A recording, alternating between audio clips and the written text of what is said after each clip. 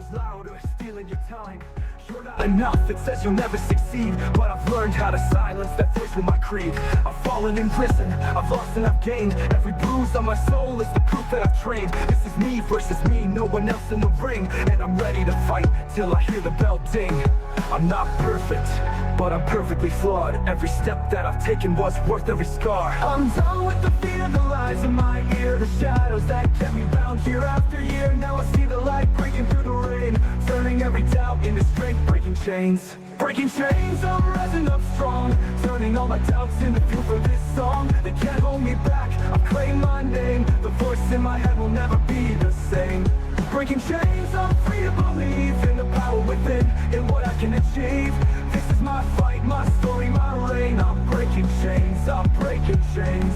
You've gotta lose to learn, stumble to climb. A doubt that grows louder, stealing your time. You're not enough, it says you'll never succeed. But I've learned how to silence that voice with my creed. I've fallen in prison, I've lost and I've gained. Every bruise on my soul is the proof that I've trained. This is me versus me, no one else in the ring. And I'm ready to fight till I hear the bell ding. I'm not perfect, but I'm perfectly flawed. Every step that I've taken was worth every scar. I'm done with the fear, the lies in my ear, the shadows that kept me bound year after year. Now I see the light breaking through the rain, turning every doubt into strength, breaking chains. I gotta lose to learn, stumble to climb, face the darkest moments to find the shine. I've doubted myself, let the fear dictate, but now I see doubt, it's just love and debate. The voice isn't my enemy, it's my chance to prove I can grow, to rise and advance. I've seen the bottom, now I'm reaching the top, and the climb doesn't end till my heartbeat stops. So bring the doubts, bring the storms and the pain, I'll turn it all into strength unchained.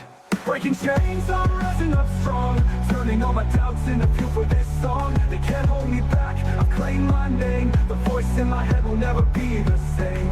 Breaking chains, I'm free to believe in the power within, in what I can achieve. This is my fight, my story, my reign. I'm breaking chains, I'm breaking chains. You've got to lose to learn, starts within.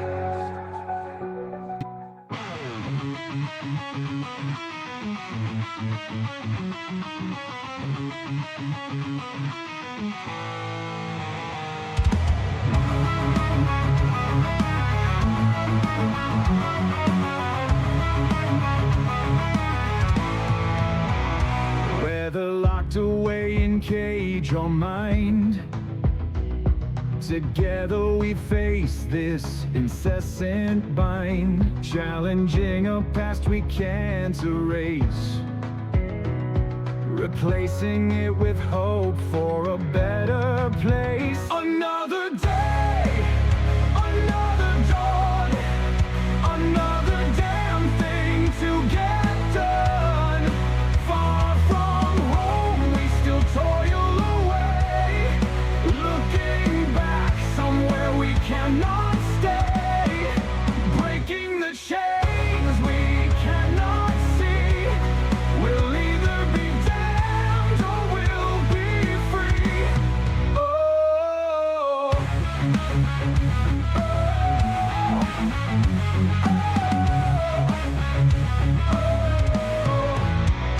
grab the past sharply by the throat. Our sins be damned, will bring hope, forged in the fire of a wicked end. From the ashes we find a friend, brothers in arms made along the way. Birds of a feather will fly away. Another day, another dawn, another damn thing to get done. Far from home, we still toil away, looking back somewhere we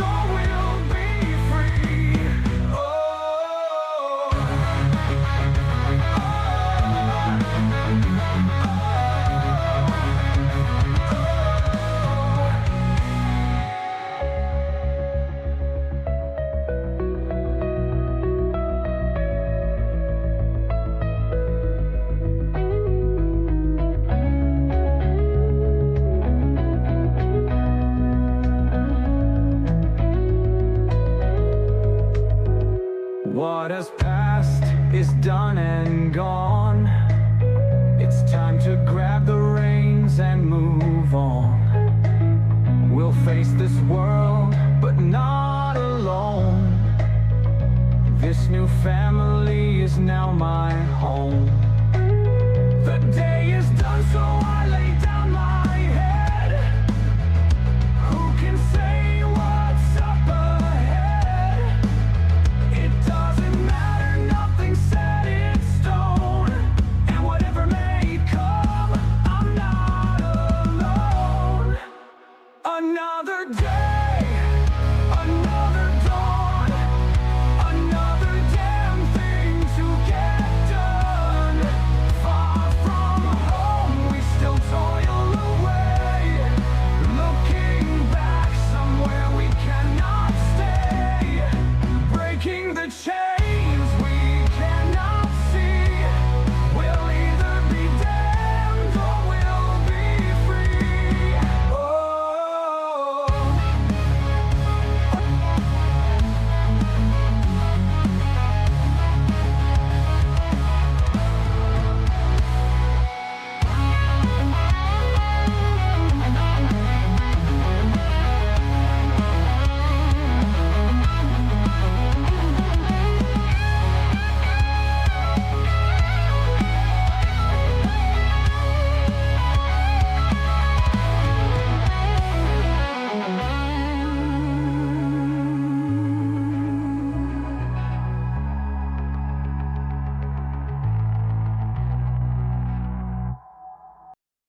What's up, guys? It's Six.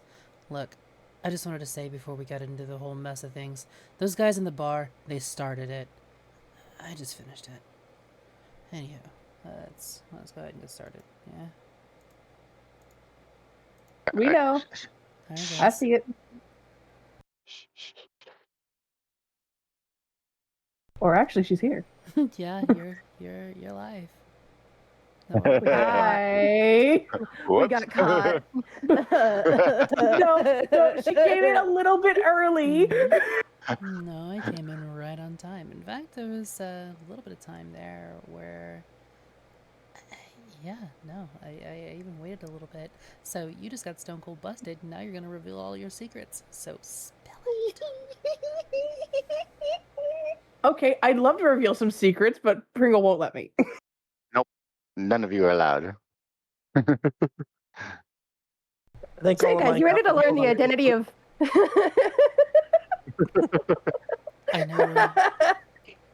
I know where you live, and I've seen where you sleep. Yeah, doesn't it look so comfy? Actually, yeah, the bed is ridiculous. Come on over. Come snuggle. All right, so guys, let's go ahead and take a second to rein it in. Bird buddy, bird buddy. Yep. Everybody's having issues. Bird buddy Yeah. has issues. Everybody's computer, bird buddy's computer, bird buddy's computer. But with that, let's go ahead and let the dungeon daddy take it away. Fair enough. Sorry, I'm stuck on what Sambo said in the acronym for that, but we're not going to touch on that. Previously, the Broken Chains found themselves amongst the carnage of a bar fight at the Gulping Gecko. It was soon determined that Six was at the epicenter of the fight, having consumed a fair amount of libations in a short time. Iris and Ruby took time to tend to the wounded tavern goers, carefully assessing their injuries with the help of some of the members of the teeming legion. Late into the night, Liz took some time to find an altar of Azuth to commune with her distant deity, who had unceremoniously challenged her conviction to her oath and called her weak. The next morning, Six awoke in a private cell beneath the Legion's barracks, nursing a heavy hangover and a noticeable lack of memories from the night before. As she was contemplating leaving the cell, Jadalix of the Wyverns appeared outside her window, tending to Six's mental health, and reassured her that her presence and actions do hold weight in a positive light to some. During the conversation, Jadalix introduced herself as Nimble and promised to tell her more of her story if Six were to behave and get herself together. Shortly afterward, the party met with Verdant Lord Harlan Thorald, who escorted Six and the rest of the troop to his living room to discuss a deal. During the discussion, Harlan revealed that his late grandfather was an Azuthan crusader who had abandoned his post at the turn of the century after the signing of the 23rd Peace Treaty. He also revealed his faith in the group, dwelling on the idea of the broken chains representing the vast variety of people that called the neutral zone, Solaris, home. It was with this that he offered a deal.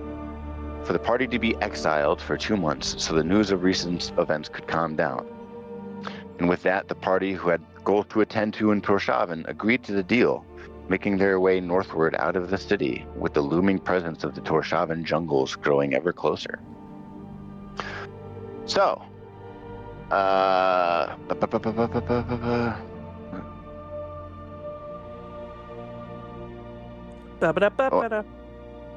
Ba-da-boop boop. everybody's sending me updates. 1 second. Yeah, unfortunately, technical difficulties suck. Yeah. Yep. Agreed. We're on the road again. Let me. I hope you don't meet Mariah Carey again. Oh. Oh, don't worry. Christmas is very much around the corner. I've been unloading crap all day, but So, DM, yes. how far out of the city are we at? Let me actually move you guys over to. You're about at this point about noon. So the city's well past, well beyond the horizon. You're up over the hills. It'd be about 9 to 10 days from here. To North Pass. Great. So, we've been traveling for a little bit. I'm still hungover. I've just On top been- of Lady. You want me to? Yep, and I am currently riding. But I'm gonna take a little bit of hair of the dog. Do you want me to fix you up? I'm in front. You're not there. Taking a quick shot. Taking a quick shot. All right. Go. I would say, since you're kind of trying to mellow out the hangover. Yeah, it's just go hair ahead of and the give me. dog. I'm not like getting blitzed. I'm just Yeah. shot. Give me a con save at advantage to see how you do in terms of clearing it before we get into the random event. Yep.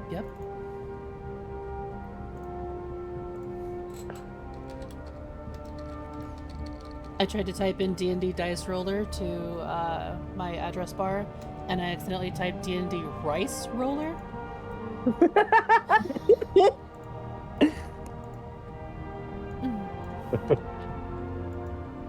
That's a 17. 17. You got some of the it's the bite that really kind of clears your sinuses a little bit. It's not the best tasting,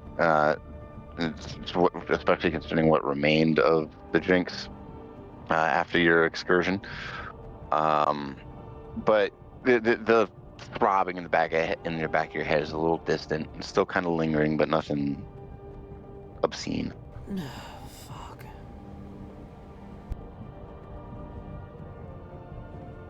Fuck.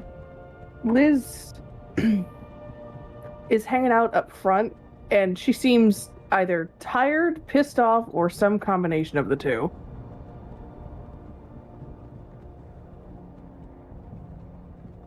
I'm assuming, Oh, of course, Bird Buddy sorry. is probably in your lap.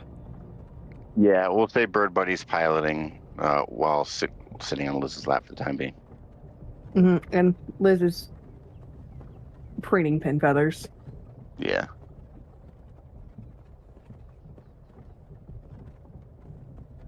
Meanwhile, Will is just he's not saying anything, but he is looking around, just making sure nothing's trying to jump out at them, but also, working on his insight while they're traveling.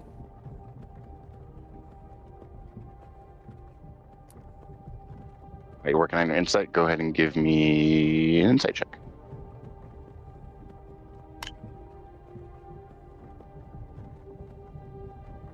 Well, being that you're Probably riding next to me is our usual formation. Probably use your insight to sort of like study me. That could be how you practice it. Okay. Let's see. That is plus 5. That is a dirty You're back. 23. 23. 6 definitely, considering you're riding side by side with 6, they weren't all that stealthy in terms of taking the hair of the dog and trying to get rid of that hangover. There's still a little bit of that lingering. There's still a fair amount of shame, I would say, given the situation she's inadvertently put you all in. But she's not necessarily depressed. See, he says a, quote, fair amount of shame. You've never seen anybody kick their own ass nearly as hard.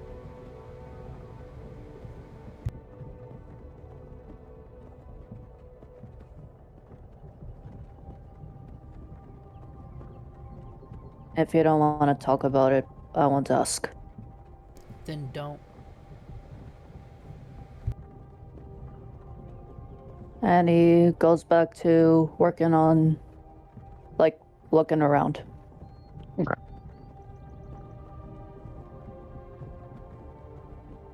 Can Liz catch a few Z's while Bird Buddy pilots a little bit? Sure. Go ahead and give me a con save. Okay. And then everybody roll me a d20. We're going to determine who's going to start the random event rolls for this week of travel we got. Already. Ayo. How does a dirty 20 for a con save sound? Pretty damn good. Nice. Because it's a 19 plus 1. I also got a dirty 20. I rolled my name. And then just a regular... 17. The regular D20 is more along the lines for me. It's a 2. That sounds right. So who's got the highest? Sambo, what was your 20 roll? 17. 17. Hey. Barely under Brain. 8. Will, what did you say yours was? I also got a dirty 20. Well, It's just a supposed to be straight flat D20 roll. Yeah, it's just a flat 20. So Oh, 18. Sorry, 18. All right. Cool. Now, if I can remember where the heck I put them, there they are. All right, Will. You got the highest. Go ahead and roll me a d4. Splendid. 4. Oh, Jesus. Okay. Oh. Roll me. Wow. A d8. Can do. 2. A lot of die. Okay.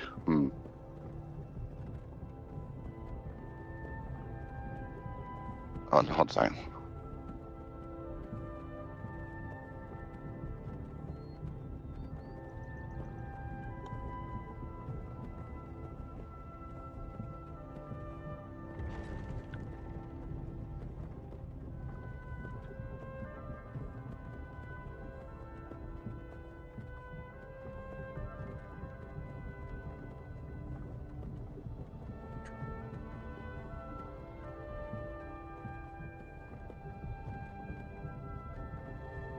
I will also say that Iris is busy inspecting her new thing, her new potion making kit.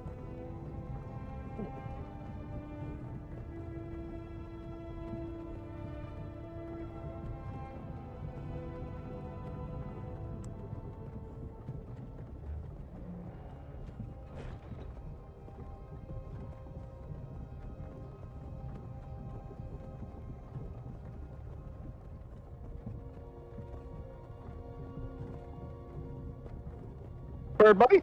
Bird buddy. Bird Hey. buddy.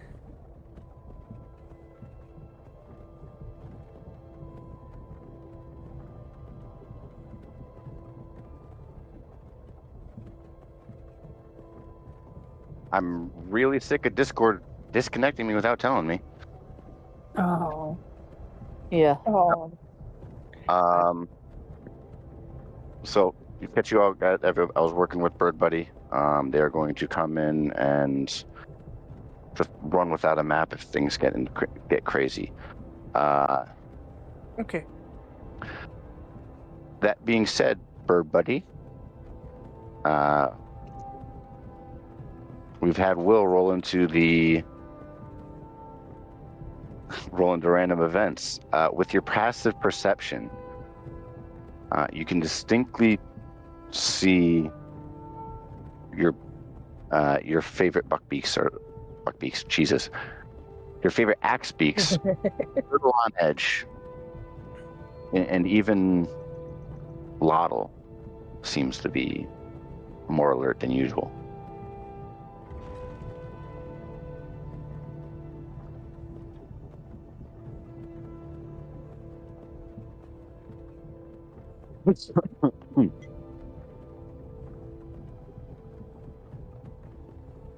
Uh-oh.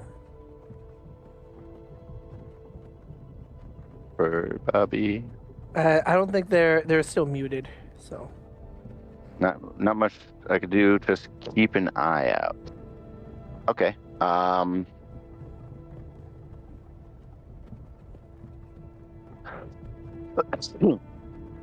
Give me, if you're going to actively look more so than just your passive,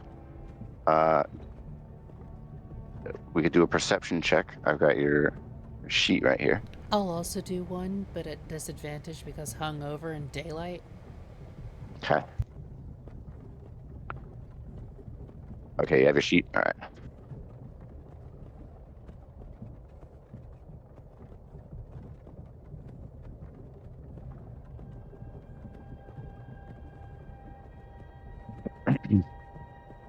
Oh God, being drunk in D&D sucks. That's a 2 + 4. Ooh, hey! Again. Okay. Do you want to reroll, Angel? That is my second 6. Oh, were you able to see me do this? There's windows. I'm Nah, in front. Nah, you Ruby would be a little too far back. Yeah. Fair enough. Bird Buddy, it would be perception. But if you want to get an idea of your axebeaks, what could be what could be potentially spooking them and where they're kind of gazed at, you could do animal handling as well.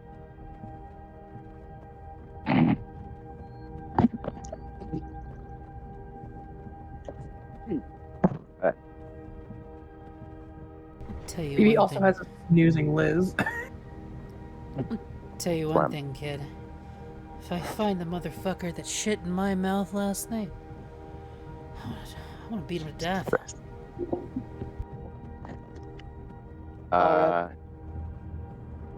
Bird Buddy.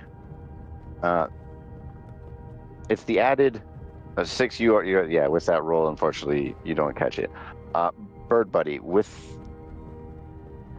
your perception and the notice of Lottle being particularly on edge, you could see that he's tilted his head back and around. And as you kind of shimmy off of Liz's lap and kind of lean off the side of your cart, you can see what looks like a couple cracks appear in the earth, getting a little bit closer and a little bit closer. They're about 70 to 80 feet from you. From the back of the caravan, that is. Are they actually coming at us? With that perception, yes, they're heading your direction. Quickly or slowly? Quickly.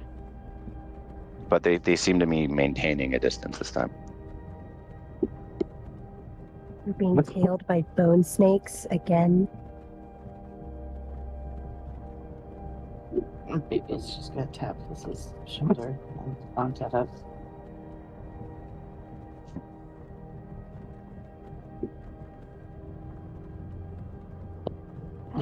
Can anybody hear me?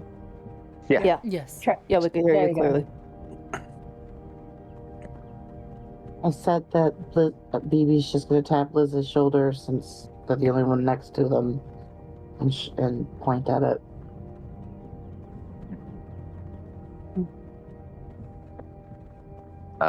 With Bird Buddy's help, Liz, you do see slight little bumps and cracks appearing. I probably haven't gotten enough sleep to get rid of that exhaustion point, have I? No, at this point, this would be about 2 in the afternoon. Liz, like, awake. I'm too tired for this Villegivore. Liz has been, like, snoozing while you pilot the cart.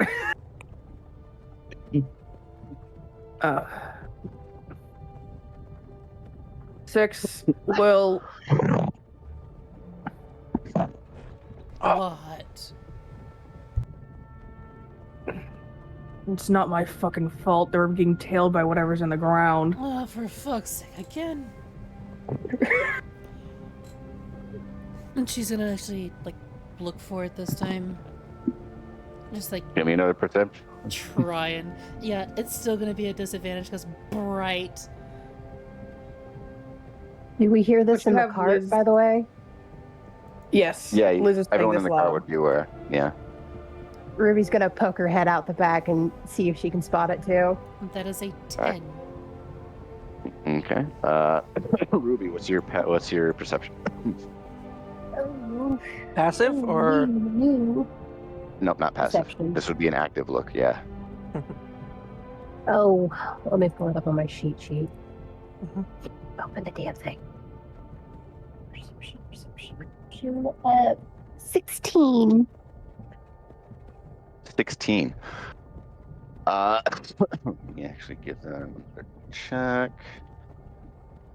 as I pull up my rice roller. new name? That's not great. You do actually catch it for a brief moment as there's a slight shift in the earth, and you can see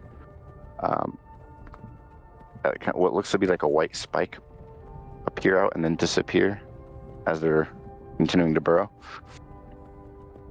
How far away are they?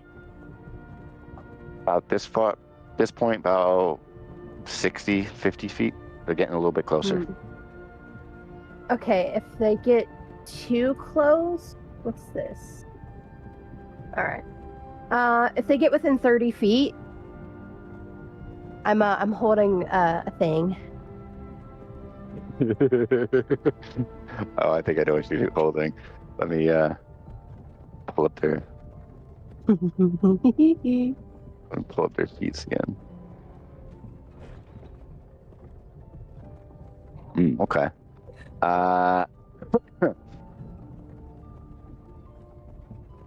In the back of your head,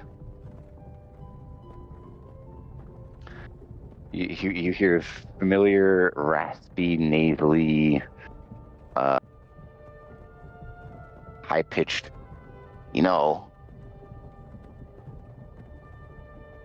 I could help this time. 2 of them seem to be out of it. And you hear Skull directly referencing 6 and Liz. He might be taking pity on them in the moment. But he's offering aid.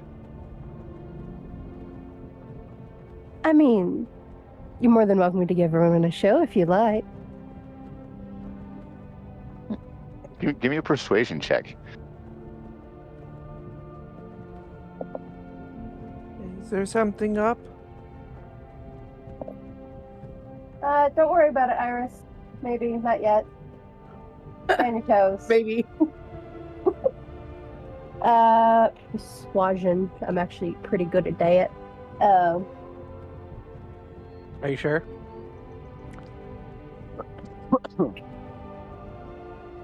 A 22 with the tit job. 22. Very nice. Because I know where everybody else is. Iris, where are you in the cart? Are you kind of perched on it, on the top of it, like you've been before? Where are you?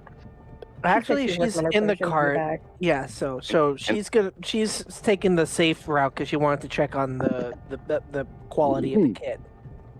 Okay. So you'll see some of this. I will need composure checks from Bird Buddy and Liz. Okay. Just straight D20. 11. Well, do I roll at disadvantage? Oh, I got double 11s.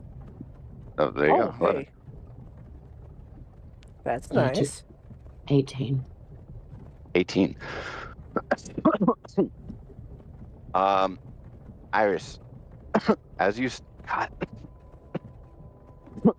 All right, where the hell are my Tums? This is starting to bug me. I haven't had acid reflux during stream in a while.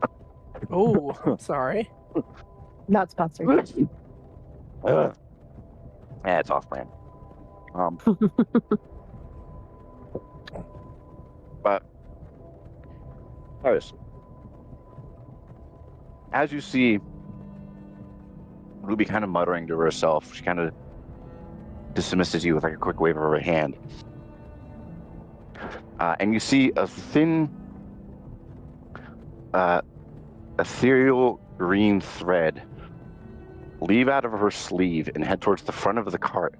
Bird Buddy and Bird Buddy and Liz, in the midst of your conversation, both of you see a very rotted, covered in dead, dark green vegetation, light gray skin, deep crimson spiderweb-like hair, little bits of flesh are kind of like peeling off. There's a green glow from the forehead, and sunken eyes with a little bit of light green coming from the pits within. Excuse me, you two, I'll just need a moment, and jumps onto your shoulder, Liz, and starts walking across the top of the cart.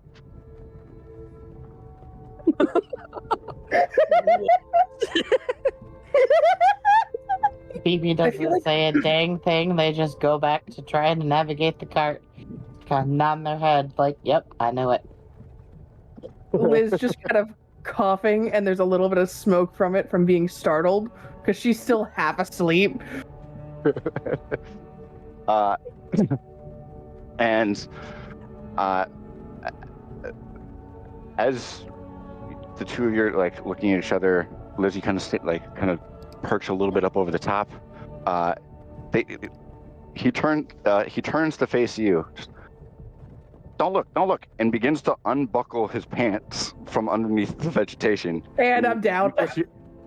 And you just hear, and Ruby, you see a light green cloud just drift out, invisible to everybody else, sink into the earth, and all of you hear monstrous screeches as, after a couple seconds, the tunneling entities just divert and scatter into the grass. I love this fucking game! Did you just cloud kill out of your ass?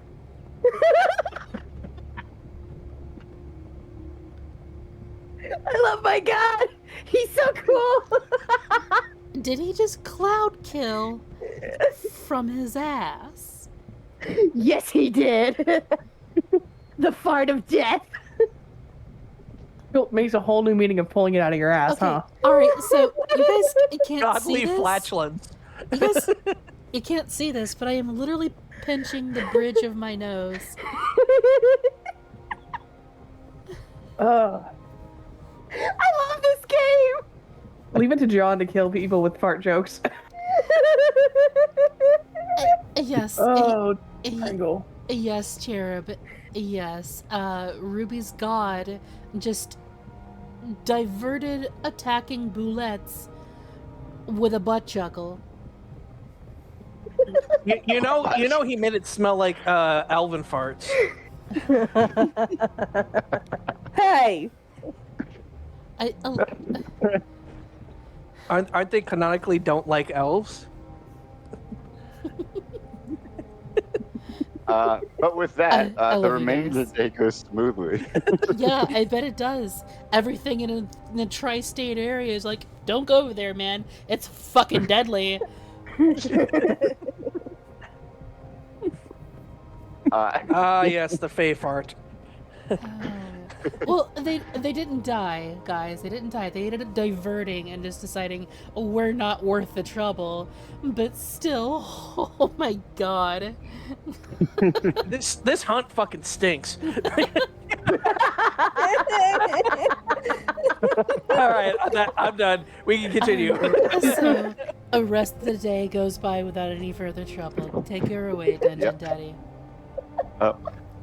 You guys begin to set up into the late evening. The sun's just because you got a late start to the day, the sun is well and truly set. There's a little bit of orange out to the west, just past the mountains.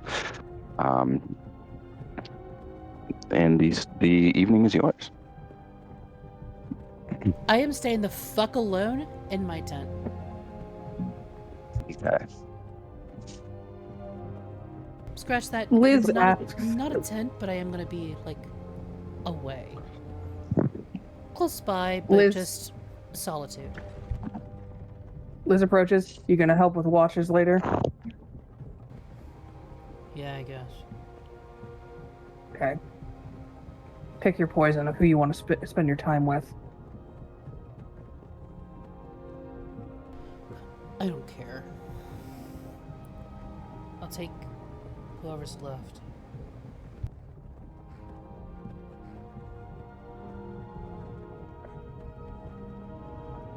Liz is not jumping at the opportunity to spend much time with Six right now. Everybody should start waving their hands. Yes? They're just waving and pointing at themselves.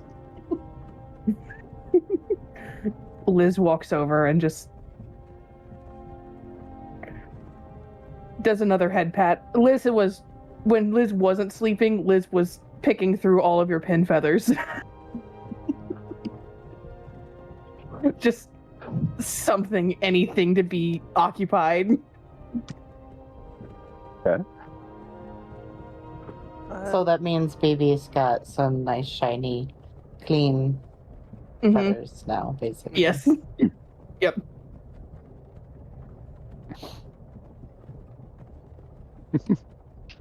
Also shiny. So they are extra black today. Anybody got any extra things they want to do on their own? I think Will would just look through his notes, see if maybe there could be something that he might learn now that he has a new perspective. Okay. I guess Iris will cook food tonight. All right. Iris, Yeah, Liz is taking the night off. All right, Iris, go ahead and give me. Sorry, go ahead. I was like, Iris, go ahead and give me survival. Will, you're looking at your notes. Go ahead and give me investigation. Ooh, I am very good at investigation. I'm also apparently very good at cooking. That's a 24. All right. Investigation.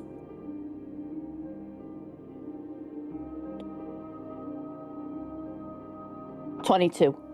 Dirty 22. Okay.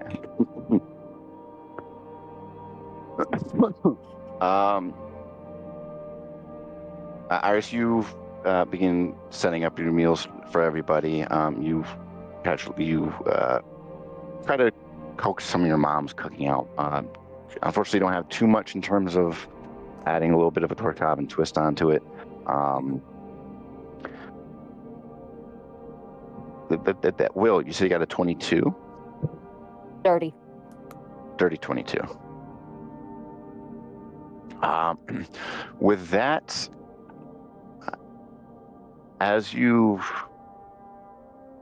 grown accustomed to being around the group, yes, seeing some certain scripts and fonts and languages throughout this exposure of about this last month and a half,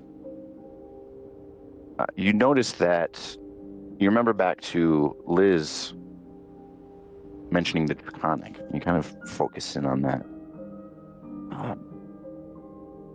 And there's one symbol in particular that's still distinctly Draconic, but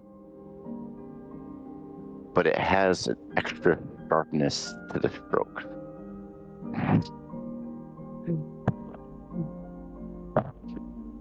I guess it doesn't have like any kind of fluidity. It almost looks like the ink was cut into the parchment when you made it.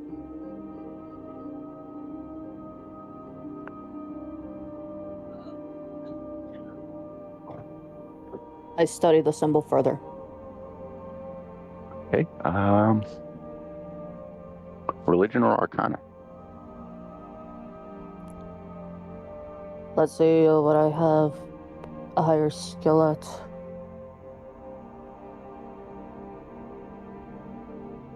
Arcana. Okay. 19. 19. You do remember seeing a symbol like this, not into the fateful night of your parents' passing, but through the occasional Ad Valorem book. And you remember this is a moderate high level trapping spell, but you can't remember the name of the spell. Or it's at least part of the same incantation for that spell.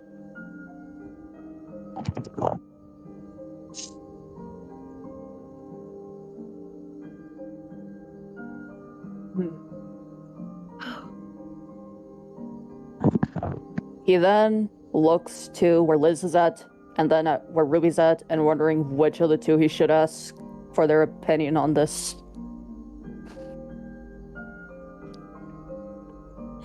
And after some consideration... Hey, Ruby. Yes. Can you come here? And I need you to say something. Yeah, of course. She'll get done poking Iris for a sweet treat for Skull as an offering, and then she'll walk over to Will and be like, yes. He points at the symbol, then says what he remembers and asks if she knew anything about it. Do I recognize anything about it? Give me a history or religion check, or Arcana. Whichever I'm hiring. Got it. Mhm. Oh. Arnara. History, religion, or Arcana? Yep.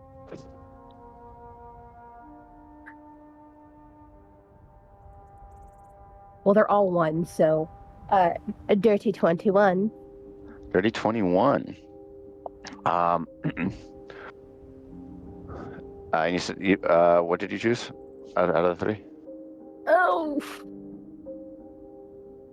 probably Arcana. Arcana.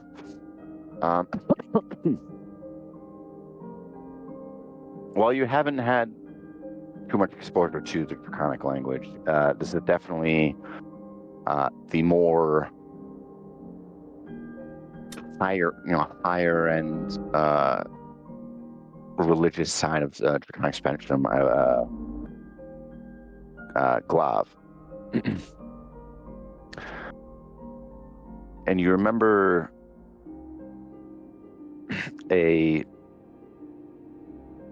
scandal that lingers. It tends to be chattered. It used to be chattered amongst your patrons. That this symbol was a form of necromancy that was outlawed.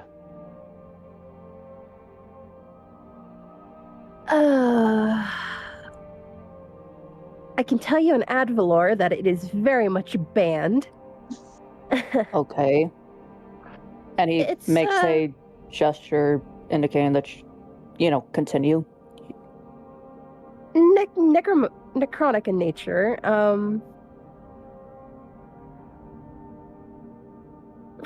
I don't know much more than that, other than probably don't wave this around in Advalor unless you want to get arrested.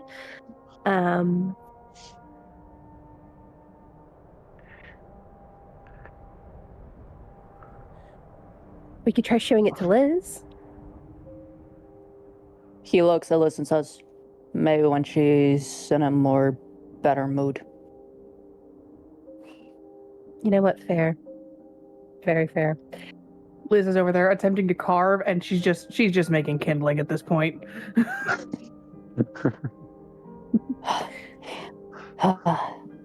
I know for a fact this is a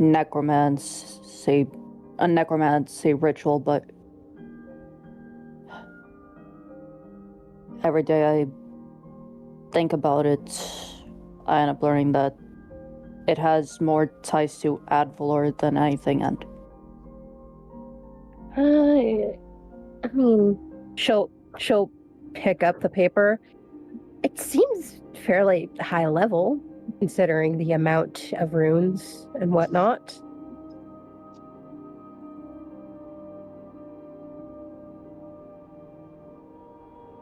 Though I'm very much questioning how they managed to get away crafting this in Advalor, unless they're high in the criminal hierarchy. he looks at Rue and says, I was shown this by Iris's father the night when almost everyone in my village was murdered.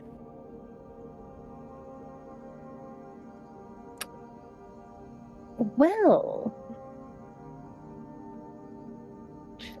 Does Iris hear that That's- last part? Would you have said that loud enough, Will? He just says it like low enough for Ruby to hear.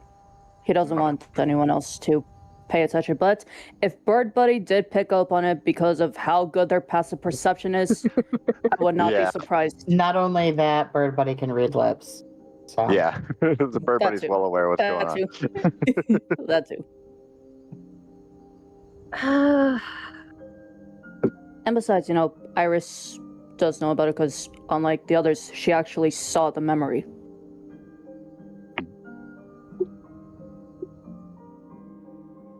well, that's something. Did you take a sketch of the runes at the cave that we collapsed? No. Do you want me to?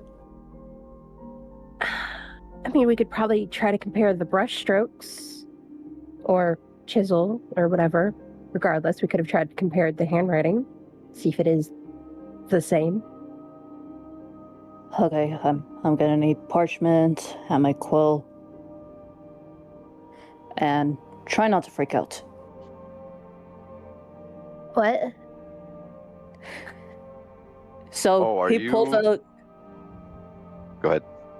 So he takes out some parchment. He gets his quill, and he's just thinking to himself, well, muttering to himself, calm down, and think.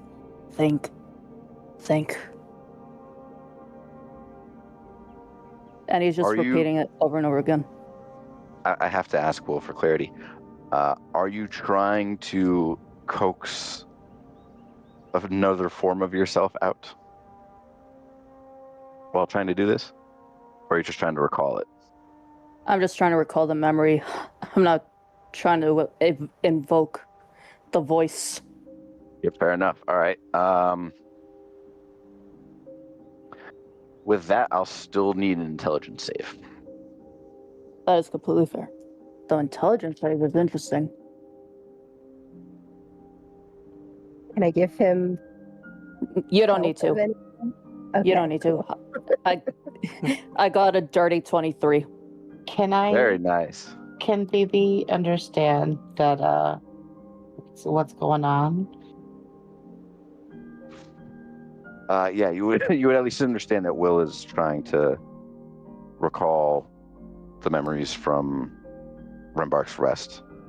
And Should I roll insight before casting silvery barbs? Yes, you know what? Yes, go ahead. Can I dispel silvery barbs? Give me an insight check first. That's a natural 20, and insight is an 8. In order to cast Counterspell, you must know that a spell is being cast. Yep. It's not counterspell, it's dispel magic. It wouldn't matter. Fair enough. That being said, Bird Buddy, with your insight and your increased passive perception, you've kind of been keeping to yourself as you watch Will sit down with Ruby, begins to take out the parchment. Ruby, you see as Will's trying to force his brain to flash back to those memories in Rembark's Rest. Sweat begins to perspire and drip down his hair, dampening him fairly quickly.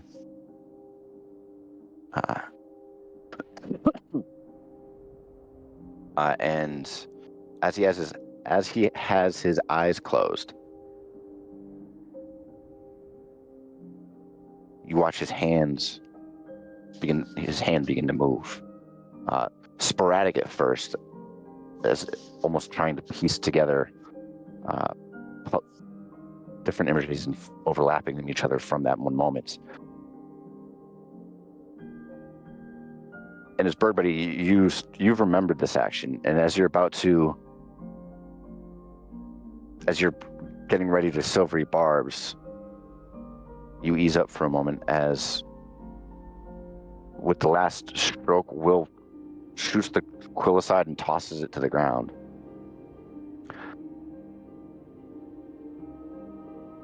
And he has a distinct, almost photographically detailed picture of the gate, of the one further in. None of them seem to line up with the draconic rune that is in Will's notes, but in the center of the gate, Will's added, "I will kill them," in his own handwriting.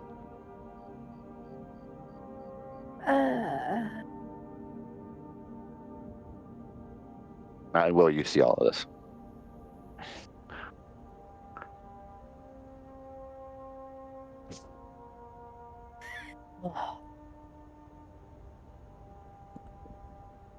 Sorry about that. It's fine. That's a little concerning.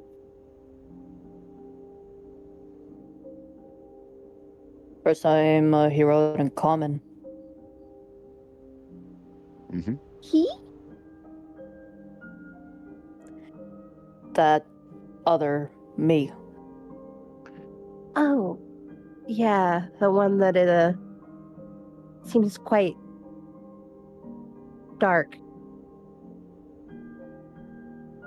Yeah, sorry, I don't know what to call it.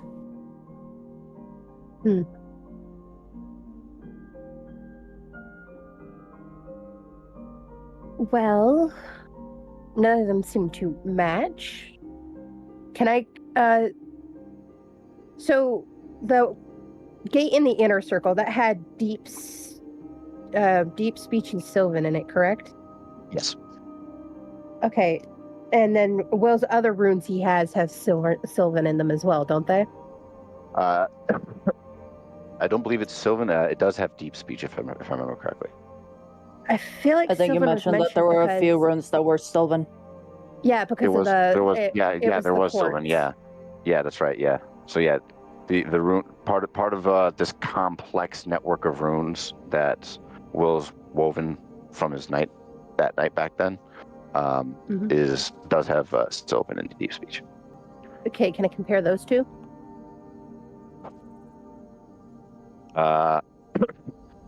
Yeah. Go ahead and give me an Arcana. Wee.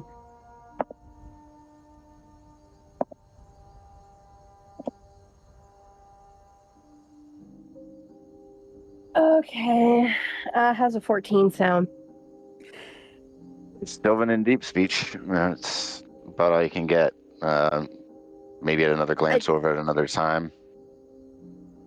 It's not. I'm not trying to defer anything else. Like I'm trying to compare whether the styles, the writing styles, are similar. For one, and for two, I'm not really doing the deep speech because I don't know deep speech that well. Sylvan, I'm more familiar with. Yeah, I say you could definitely recognize the Sylvan because of how, kind of in a way, the bigger picture, because it's, the gate, the stonework, the bodies along the floor, etc. You're really going to have to do well in terms of discerning particular runes. It's definitely different penmanship. Yeah. Between the runes that Will had acquired and the ones from the cave. Okay. So what I can tell you is the person who made the runes in the cave did not make those runes. Where did you even get these? Which ones? The court runes. The Sylvan runes that you have that are not similar to the ones in the cave. Those ones.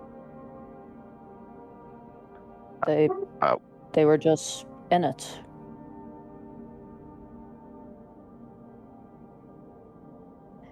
All the runes that are on these papers, on this parchment,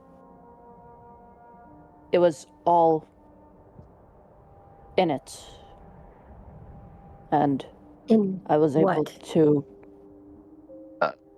It's the conglomeration of runes that he has. It's all the runes that Iris's father had flashed. It's all the same. It's all from the same instant.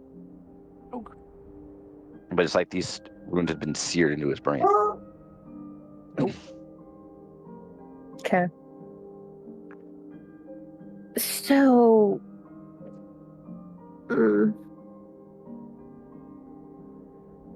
That is weird.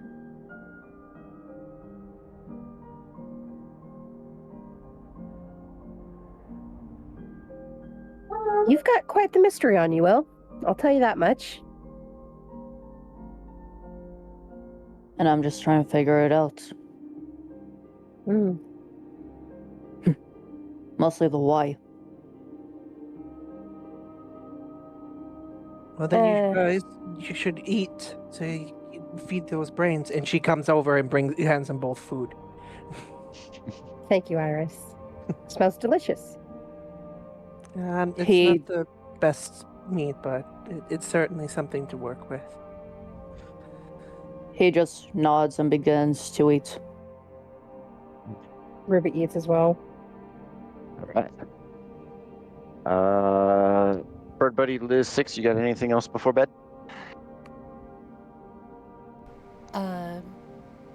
I've been drinking the whole time.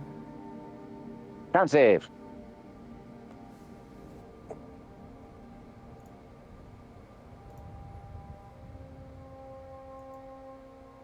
$18.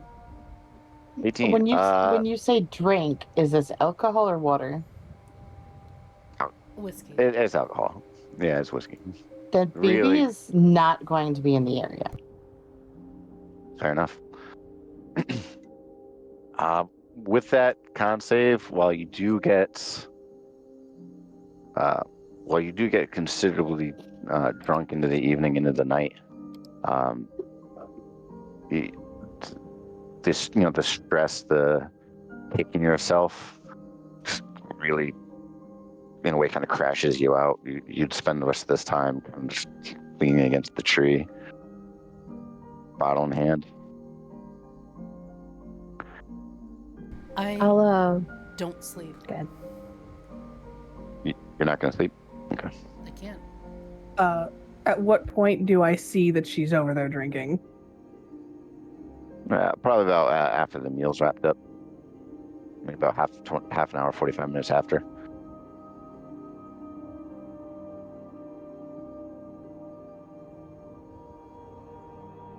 Oh, those are terrible rolls.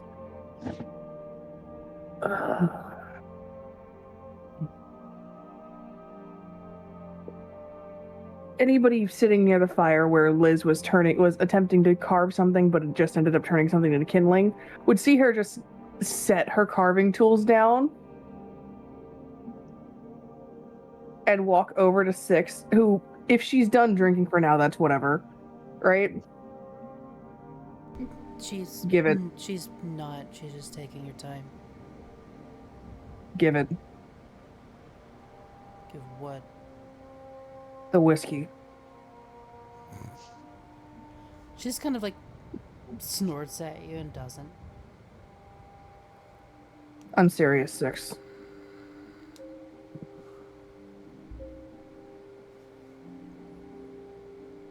Why? You want some? It doesn't bother you.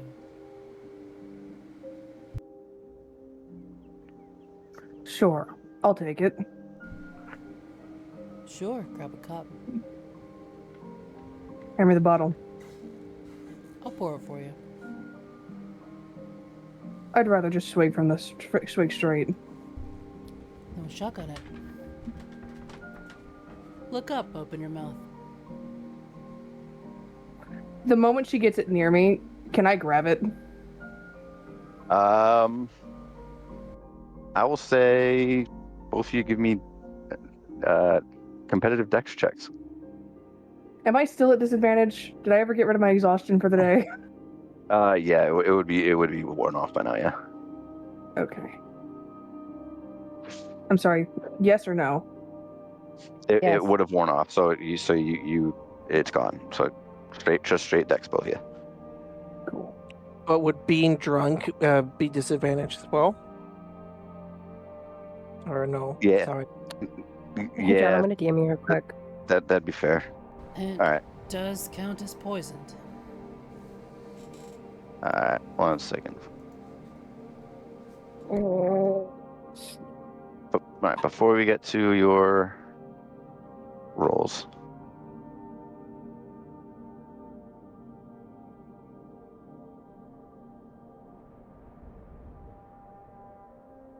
All right. 1 second.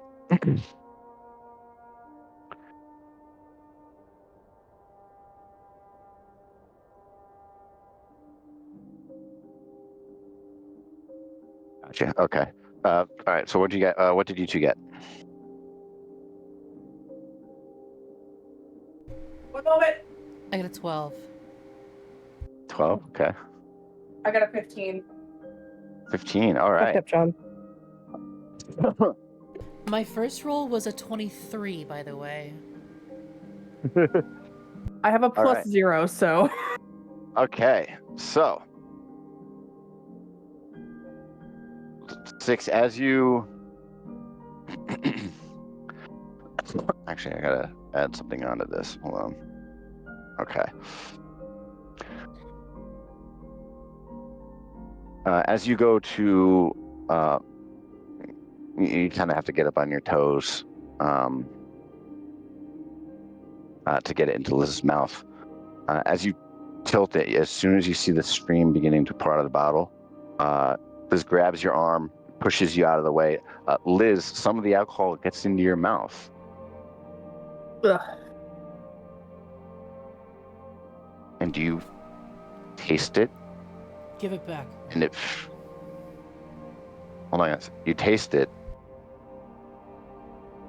and maybe it's very much the intolerance because of your conviction to your oath and abstaining from liquid.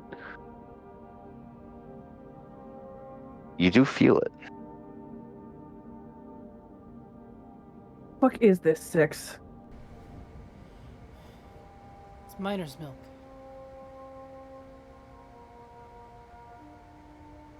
You've had enough for the night. I won't pour it out like I was going to.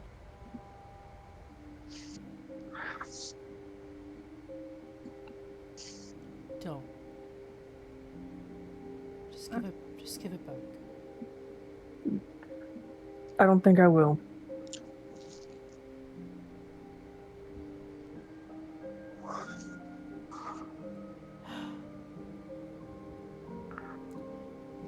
She'll go back to her tree.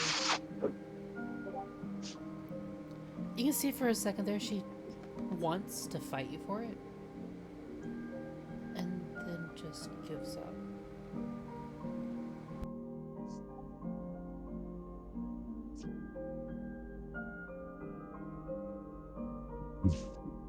Okay. Do we all see Before anything, when she sits down, right? Liz will find wherever Six put the cork or whatever, right? Mhm. Once she gets the cork in it, I don't like it. It's nothing to do with the fact that I don't care, that I care all that much. Notice who's missing.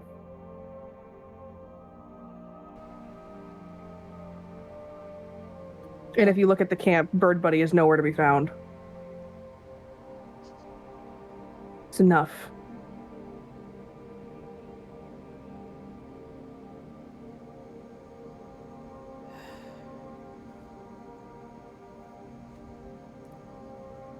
I'll go look for it.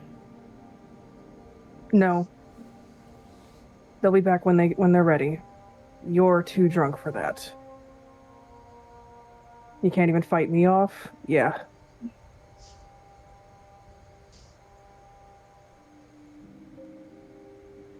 So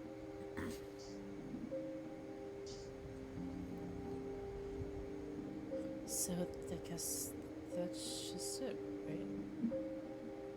No. It's not. You can have this back tomorrow when you're feeling like shit again, because you're gonna need it in the morning to get rid of some of the hangover. I feel like shit now. Yep. No, not because of that. Because of what then? None of us really knows what happened other than the fact that you were talking to somebody and then you drank until you got us all exiled. I'm sorry. The plate's still broken, Six.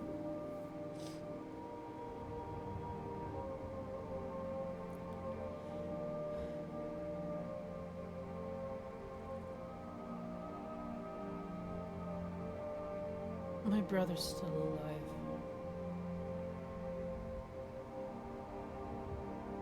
From the context, that's not as good of a news as we'd hoped it would be.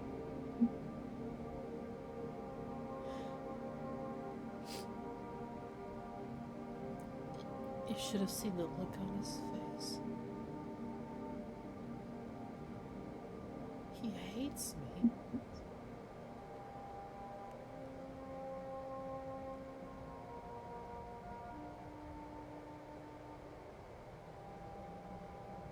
Liz sits down, still away from Six, keeping the bottle away from Six. Does he hate you, or is he just incredibly upset with you and doesn't know what to do with it? He told me that if I ever find myself back in that hellhole I crawled out of, that I should just die there.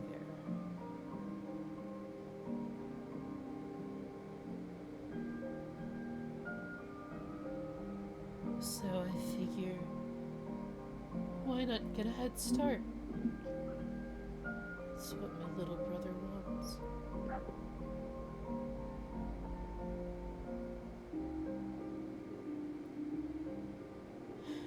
Are those the only people who matter to you?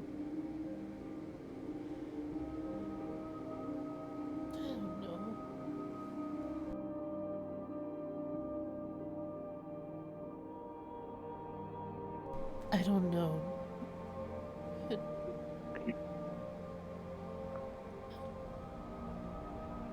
Because it sounds like your past is catching up to you while your present is still right here.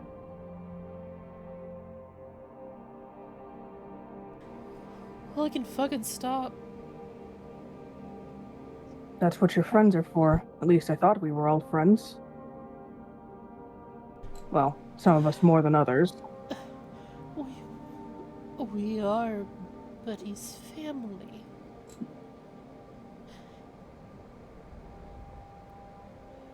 And he wants... Is there a difference? He wants me dead. And the thing is, I don't blame him. Do you give everyone what they want? Fuck no. Do you give your family everything they want? And she'll just like kind of roll her head on her shoulders and kind of give her that look like, really?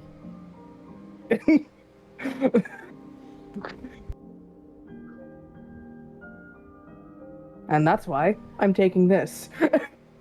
And she just gets up and walks away. Hang on, one more for the road. Come on, Red. Nope. Just one more. You can get it in the morning. And if you sneak in my tent, I will smell it.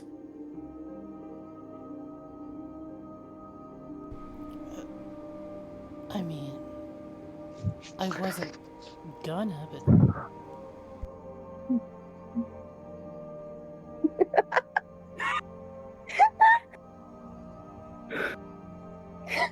She absolutely said that to weird you out.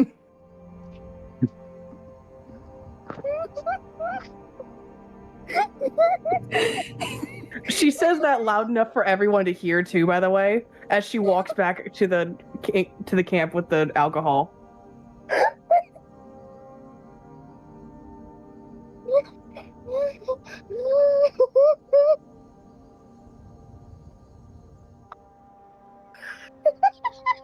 so I am kind of hoping that the cherub has gone to bed by now. She has said good night in chat, Yeah. so I can only assume she has.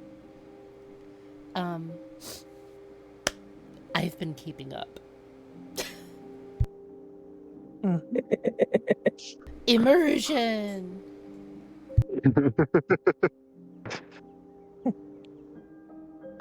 Woo! Wait, are you? So Six will just kind of like slump back against the tree and stand and look around for Bird Buddy.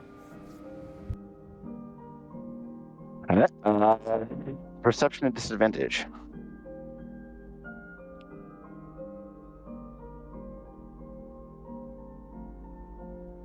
That is an 8 and a 19. 8. Damn. 8. Okay, yeah. 1 second, folks. I gotta look something up.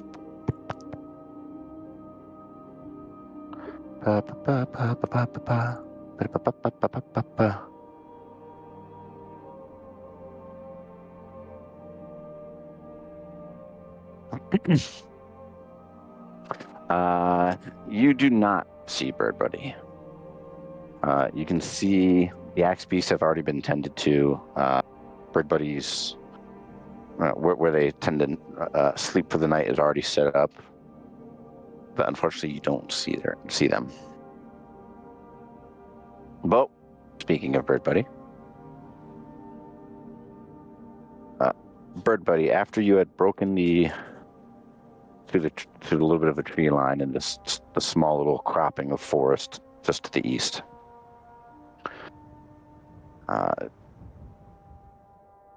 you set yourself down, sit, take your mind away from Six in the party,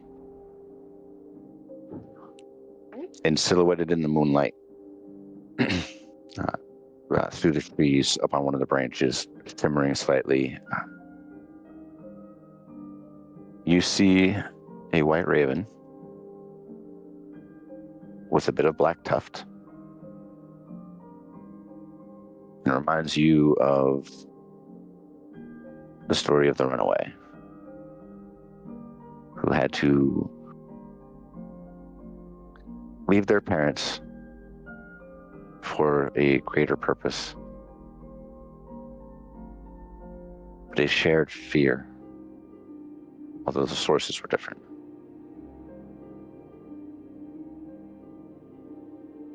What do you do?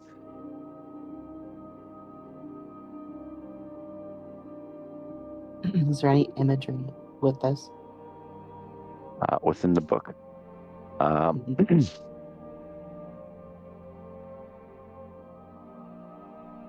There is one. It's a fairly plain looking cart leaving out of a densely wooded village. The fence line has a little bit of wrought iron, has a wrought iron art kind of reminiscent of the one near your home, but rather than being a Frostlanian style, it has a standard art. There's what looks to be some kind of wiring work, decorative piece kind of declaring the name of the village, but because of the dense foliage behind it, you can't quite make it out. But you see the head of about 12, 13, a 13-year-old girl peeked her head out of the cart as it's being pulled away.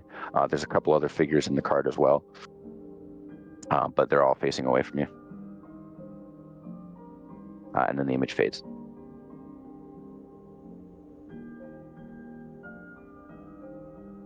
Maybe he's just gonna close the book up and Raven is how close is it? About 30 feet, 20 feet up, and maybe 5 to 10 feet away. A couple trees over.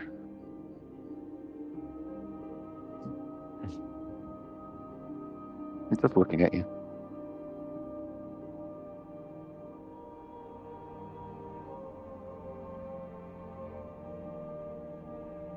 Phoebe's gonna. Why'd you give me this?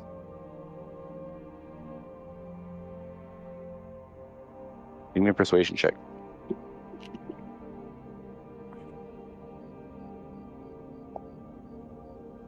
I rolled a 17. Don't look at my score real quick. Plus 6. 23. A second.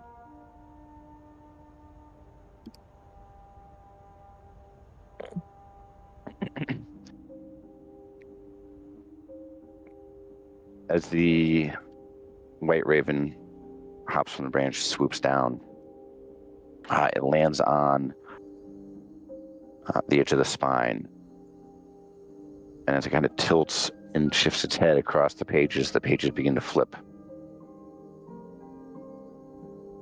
and words begin to appear.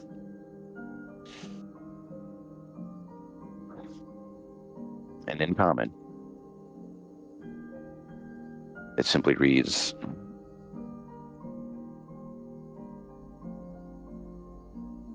"Those that face their fear grow stronger and forge their own story."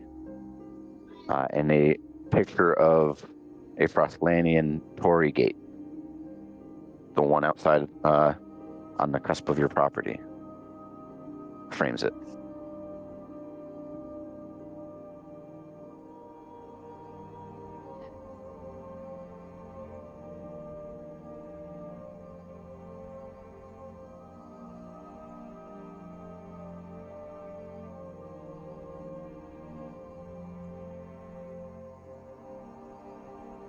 Baby's just gonna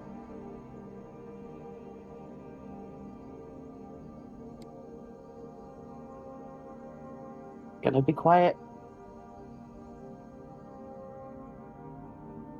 just kind of huff a little bit.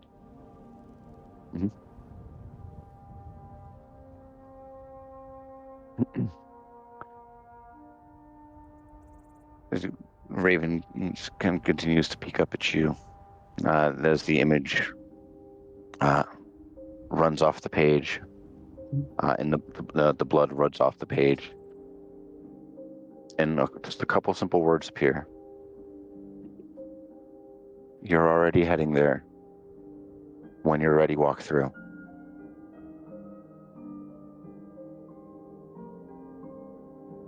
Don't want to go back. It just nods understandingly.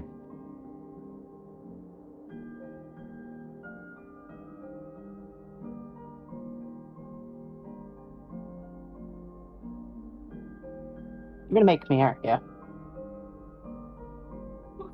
One second, what was that? They're asking the bird, you're going to make me, aren't you?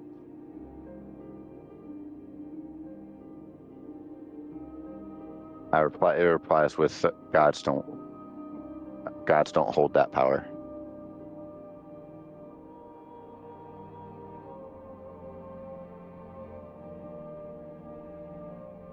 You just nods.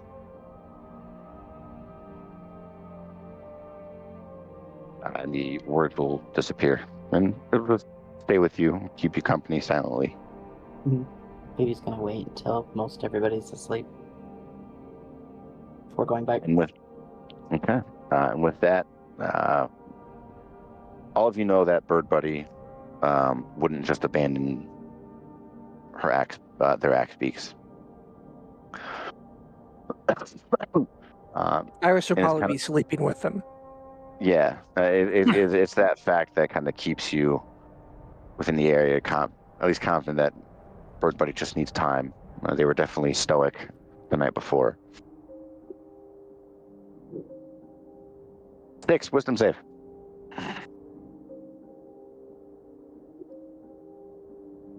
At disadvantage because I'm drunk. Yes.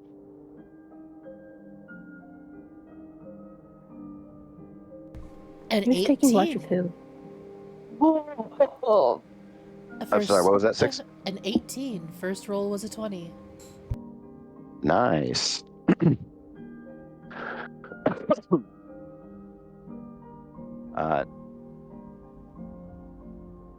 Being drunk, it's easy to find comfort in the most awkward of places.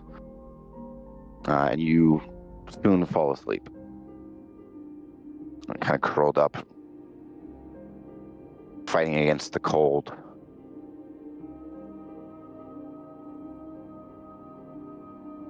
And in your dream, you find yourself stuck in that same position, slightly fueled, hands over your chest, laying on solid stone of a city you've never been to before, but you've had one flashback like this, one vision. A dark figure, further away, feminine, too far to make out any distinctions in the night sky. And as you close your eyes, that dense roar appears. And as you open it, for the briefest of moments, I'm going to need a perception check from you. Straight, no disadvantage. See if you catch anything.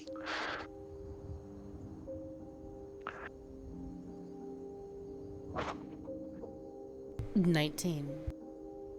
19. They look dragonborn, but a deep ruby red.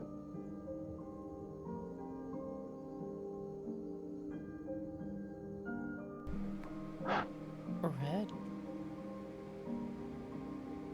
I will need the watch order for everybody except 6. I can take last watch alone if everybody else wants to pair up.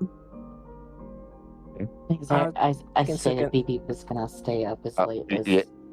Yeah, and Bird Buddy Okay. We'll I have could do Bird first Buddy watch. circle back at some point. So, with the exception of Six and Bird Buddy, Bird Buddy can do like their own watch thing separate from whoever's on watch. But Everybody can take first watch. yeah, I could do first. Bird Buddy's alone. We'll first watch. So you'd be doing second. With Iris. Or so BB. Yeah. So I'm BB's taking first Lizard. watch. All right, so BB's first watch at a distance. Ruby and Liz are Lizard. third, and Iris and Will are second. Correct. That's fine by me. Sure. All right, Ruby, got anything else? Or not Ruby, Jesus. Bird Buddy. Sorry. Getting jumbled up from handling these watches. Uh-huh.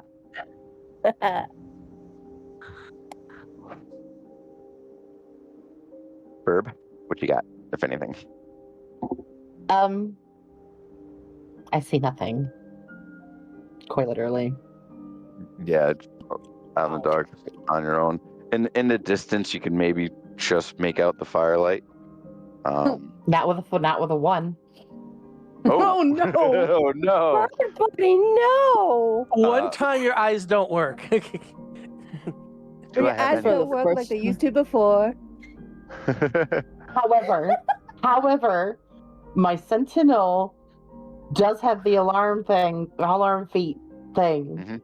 Yep. So it works. Fair enough. So, unbeknownst to you,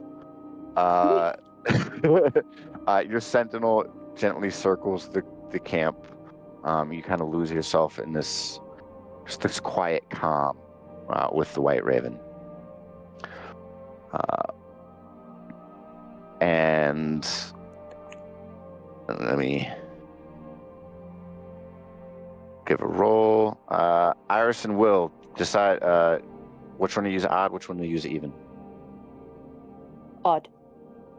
Odd for Will. Okay. All right. Cool. Will. About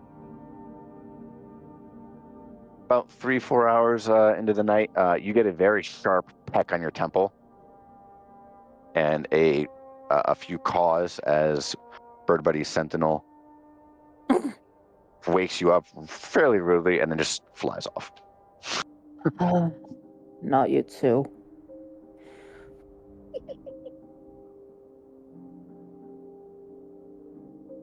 And then he gets up and he just nudges Iris.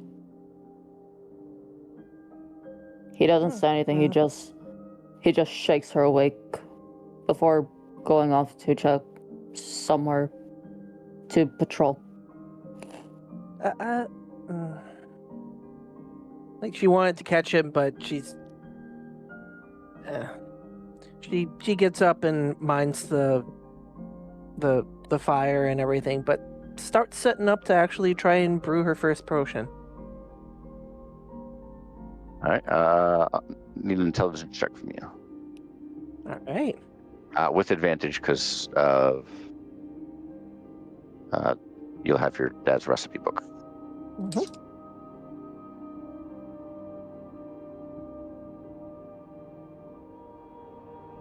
That is a intelligence. That is a dirty 21. Maybe 21. Very nice.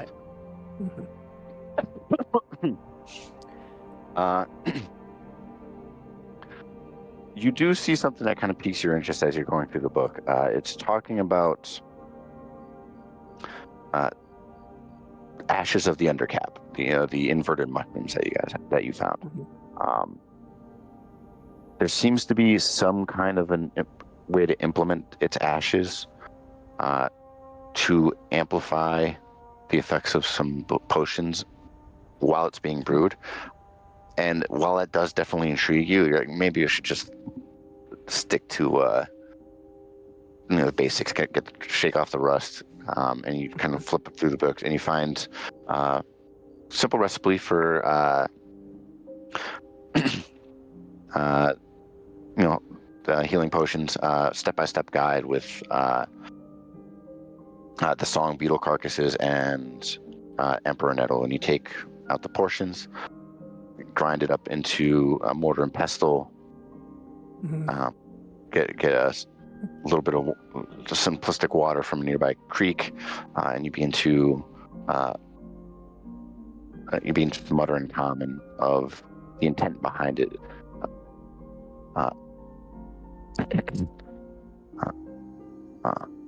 Bring fortitude to allies. Bring fortitude to me. Bring fortitude to those who consume. Be wasteful if you're drained. Be wasteful if you're drained. And you just begin to recite this quick little incantation, and you can feel because that's while the gnawing in the back of your head doesn't kind of flare, you can feel your body almost willingly shift your magic out to this incantation and into the potion. By morning, it'll be ready.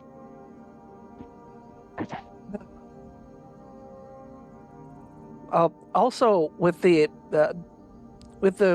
traveling kits that we have, there's probably like some dried fruits and stuff like that, right? Yeah, you probably would have a couple of dried food. Yeah. Just to help with the flavor, she's going to like steep some of the water in the fruit and then strain it out so it actually tastes a little bit better than just normal. So Fair enough. But yeah, she sits back for a second and like, could I have always done that? Like she realized that the magic responded kind of the same way, but like It almost felt natural. yeah, it's like I don't remember. Oh wow! But she just sits down and keeps a watch on it and the area. All right. Also specifically checking in on 6, and if she's like fallen asleep in a weird area, she covers her up with a blanket. Perception checks for the both of you. Will, do you have anything you want to do while you're on your little patrol?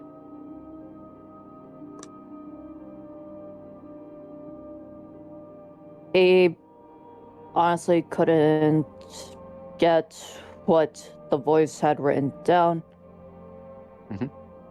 out of his head, but once he was a bit far enough, he did write down a reply. Ooh, okay. Just something simple. I hope you don't mean our companions. Ooh. And like, he's like starting about it, like, yeah, he's not on good terms with Iris at the moment, but he doesn't want to kill her. And, well, he also knows that 6 could kill him easily, so that's another reason. Give me a straight charisma check.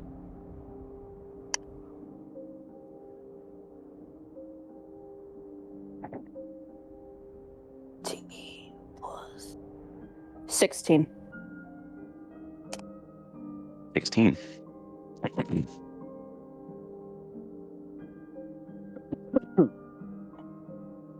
You hear the only reply you get is only if they don't succumb. Be watchful, they're already starting.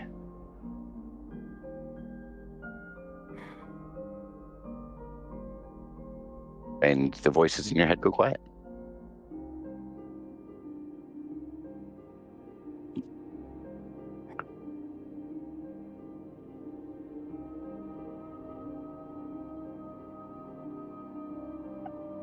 He is becoming a bit more curious about the voice every time he hears it, or what happened today, so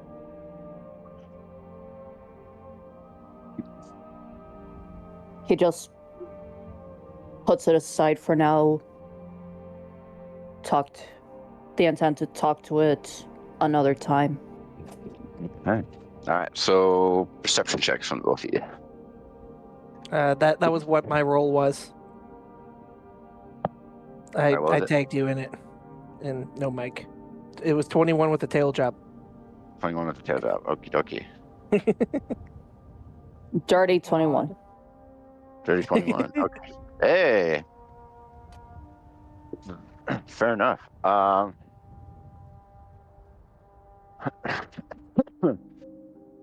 rest of your watch goes by fairly uneventful. Both of you kind of quietly pondering your own experiences in the last few days. Iris, you kind of stick close to the fire. Will takes a wide berth, and at some point in between, Will, while you're on a wide berth, maybe further away on the opposite side, as you guys come back around and get ready, or as you come back around to get Iris to wake up Ruby and Liz, you both would have found Bird Buddy cozied up with their axe cheeks. Not just cozied up, but like Under the wing, hidden. as much as possible. Yep.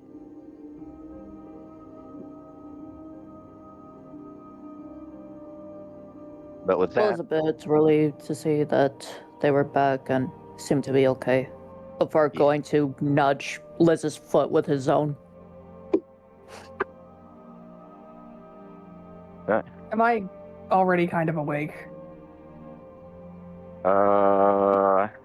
give me a straight D20. 19. No, you would have been asleep. Cool. The reason it's the high roll is because Liz doesn't sleep well. Especially her using getting a a bottle good- as a pillow. Right? Oh, that whiskey's gonna be hot. Oh, that whiskey's gonna be gross hot. Ugh. Especially if it's miner's milk. Jeez. Yeah, that's gonna be curdled. no. She would have with it. She would've put it Sorry, on- 6. It's okay. She would've It's, put it it's just away. called miner's milk. It's not actually dairy. We know we're Yeah. shitting on it because it's called miner's milk. Okay. Anyway. Ruby, Liz, what you got for your watches? As the other two start bedding down. Iris is actually kind of stay up and keep an eye on the potion just to make sure, but she's gonna So it'll be enough to still get a long rest, but like every hour or so you're just gonna perch up, look at it, and okay. Mhm. Yeah. It's a little anxious night's sleep, yeah. Do you after after the second time Iris wakes up, do you want me to keep an eye on it and let you know if it looks bad? I mean, just wanted to look all right. I've watched over a couple of these in my time. I can tell you if it starts to act funny. She smiled and nodded, then went back to sleep. It would be near where I'd be cooking, right? For breakfast? Yeah. Because you need the the fire formula- and stuff. Yeah, the fire would help light it up to have Iris have a good visual on it. And while it doesn't necessarily require heat for this particular brew, it is close by. Okay. So Liz keeps an eye on it while getting ready to start breakfast and stuff, and kept an eye out for the first 2 hours, but now keeping an eye on the potion and breakfast. Yeah. Ruby will actually handle breakfast if you're doing the potion. Oh, Liz can do both. She's not doing anything with the potion, she's just keeping an eye on it, checking on it regularly. Which is something interesting because That's not something that Scale Guard are trained in.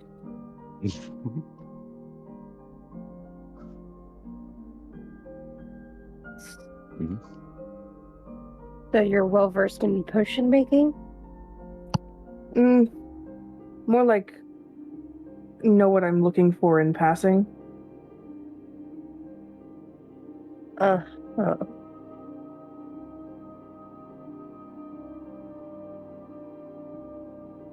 Got something to say about it? Not really. Just not what I was expecting.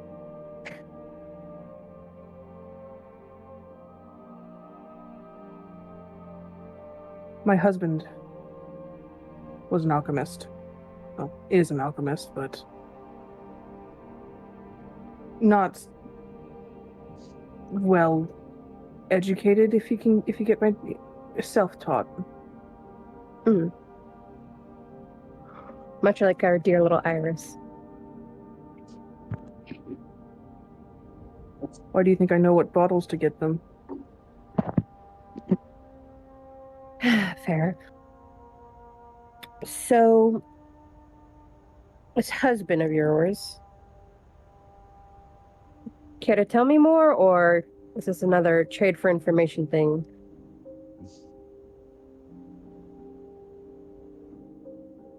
Do you know why I keep him secret? No, I do not. He's in the kiln for the crime of loving me. Pardon? That is the only reason he is in the kiln. Because of me. That doesn't sound like a crime that one would get locked up for in the kiln of all places. Well, when you make the decisions I did, everyone who was involved with you gets punished. My biggest mistake was not leaving the Scale Guard sooner.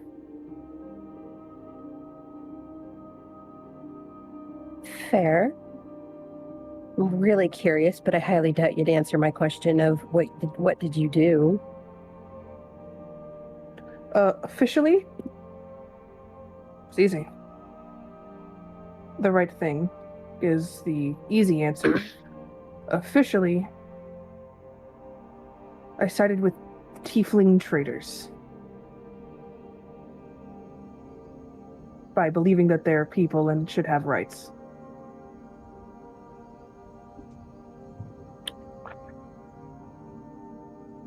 Huh. Ruby, history check, please. Okay. Do I get advantage at all, or? Nope.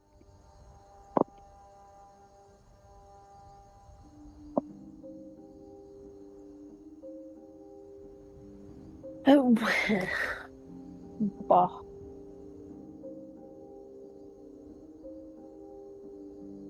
I don't think I have a high history. No, I do not. It has a 17 sound. 17.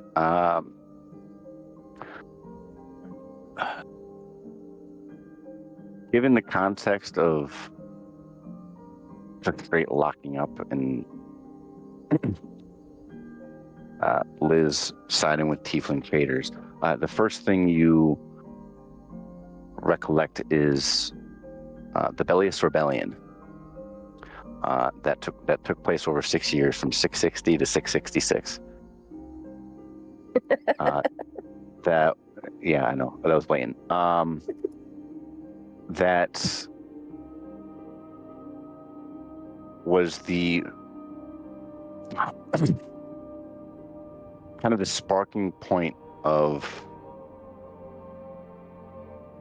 pulling back tiefling rights due to the violent nature of the event that actually forced the city to be rebuilt further inland, because Bellius used to be right on the port, right on the coast. And you remember through the history books, as you started to kind of really delve into it, there was an organization that was called the Red Hand that was that was unceremoniously broken apart by the scale guard at the end of the confrontation. So, you were a scale guard that was a part of the Red Hand?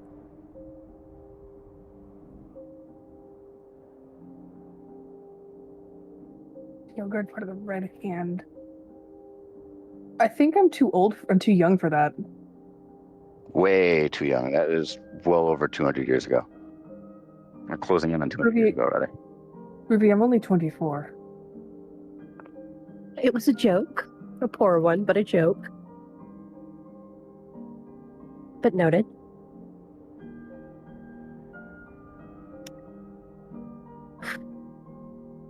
No, I'm a different red. Do I need to roll for that at all, or? Nope. Just, he's a red dragonborn. You've touched the nerve and you feel... Yeah. I mean, okay. Fair enough. Liz's mood, while it wasn't great to begin with, kind of tanks a little bit from there. And you just hear her muttering something. And if you get closer, she's not really paying attention to you anymore while she's cooking and keeping an eye on the potion. Mm-hmm. If you get closer and listen to her muttering, she's just every now and then she just mutters weak then and weak now.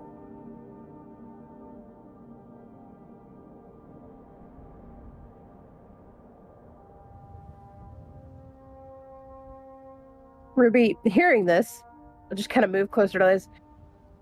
Who are you talking about? Myself.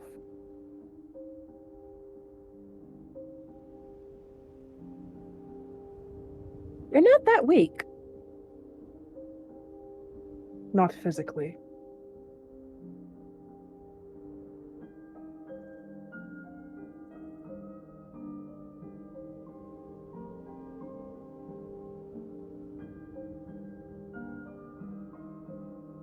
Ruby will just kind of nod a bit and she'll just sit down by the fire and work on jewelry making.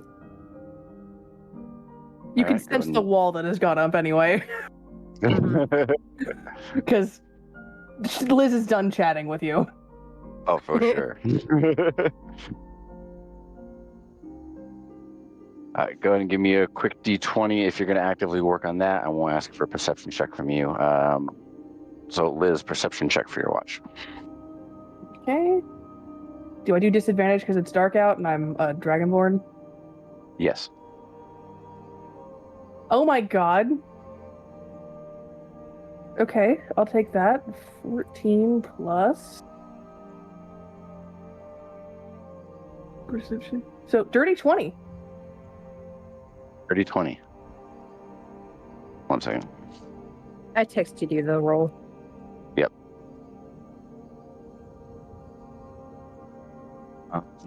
Dirty 20.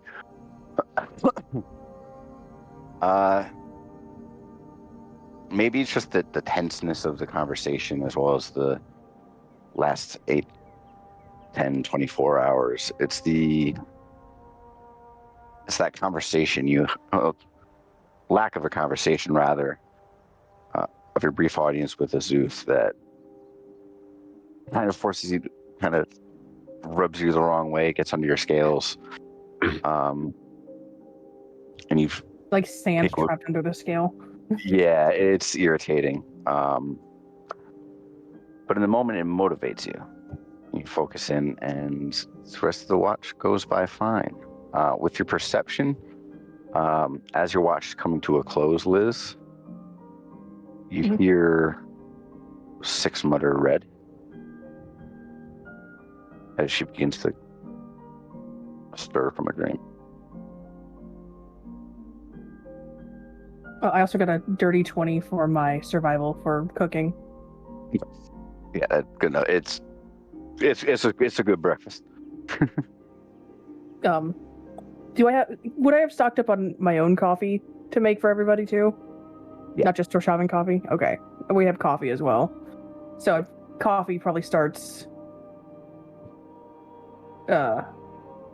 waking people up.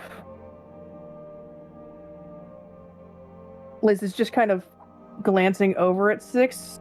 She's a bit too busy with the breakfast and potions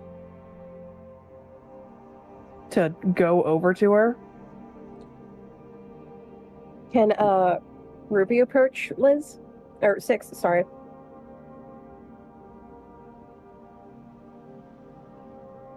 I mean, yeah, if you want to. Six is still kind of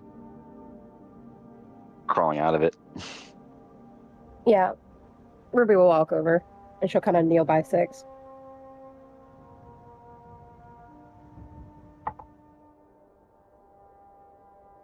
It is a pitiful sight. Covered in sweat, dark circles, a little more pale than usual.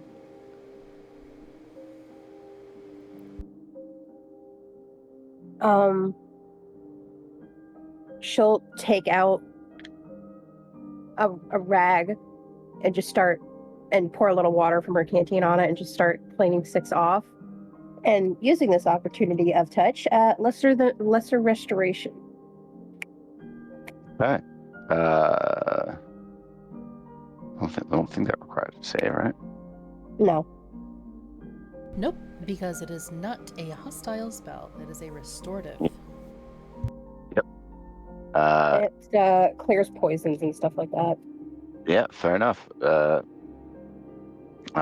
Six, you through that brief but intense flash, you feel your body beginning to warm as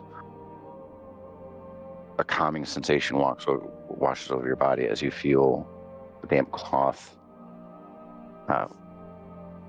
move from your forehead down your cheek, clearing off some of the dirt, and you see Ruby. And you are sober.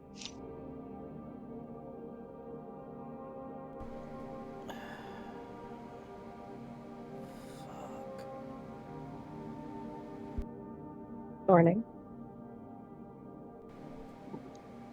Yeah, it is. Mm-hmm. There's coffee.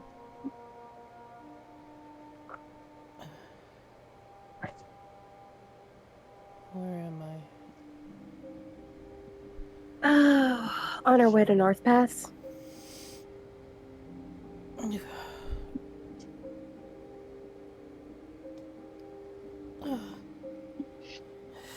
fell asleep on a rock. You've been drinking kind of for the last 24 hours? Yeah, I feel that.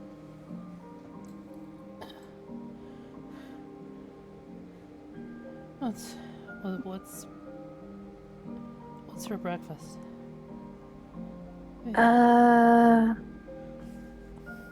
Whatever Liz is making. Good enough for me. Help me up. Ruby will help her up and help her clean up, brushing her hair, kind of running the wet rag through it to wash it a little. Yeah, remember, she fell asleep on a fucking boulder. Liz let her make the bad decisions. Most of them. I cannot be held responsible for what Drunk Six does. No, but you get to deal with the consequences. Yes. At least Iris You will learn regret. At least Iris came over and covered her with a blanket. Yeah. Not that I would know that. Mm-hmm. Mm-hmm. But yeah, she'll stagger her weak ass into the camp. It probably takes at least a couple of minutes because she was a ways away from the camp to wallow. Ruby walks with her.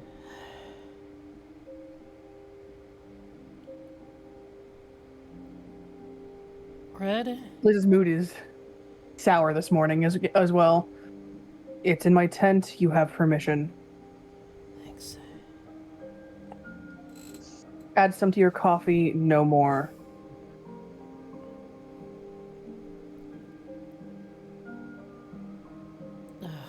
You Maybe put it's still not alcohol there. in coffee? You can put alcohol in just about anything. Honestly, Iris, it'll probably taste better anyway. I don't drink coffee. No, the booze, not the coffee.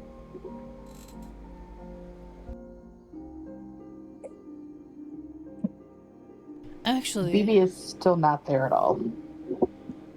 you may or may not be more of a connoisseur than the rest of them.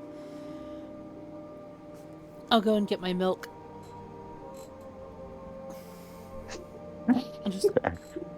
And bring it back out to Iris and just boom. Want to try it? We're not drinking in the morning. She can try it later tonight. That's so far away from now, though. I mean, a shot There's a- couldn't hurt. No. But, Mom... Liz just glares, and it looks like she's been put in a piss poor mood already. By something. No fun. I'll get my coffee. Take a swig of whiskey and then pour the rest into the cup.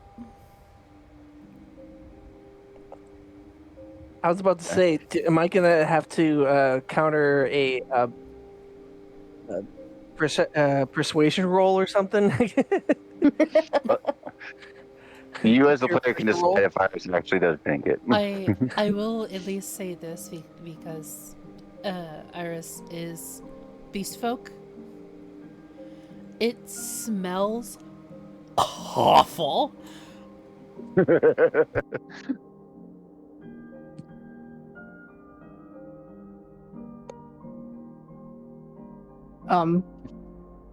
Liz fixes up herself a bowl, a plate, and also one for Bird Buddy, and goes to look for Bird Buddy, and just kind of looks at everyone and says, "You can serve yourselves."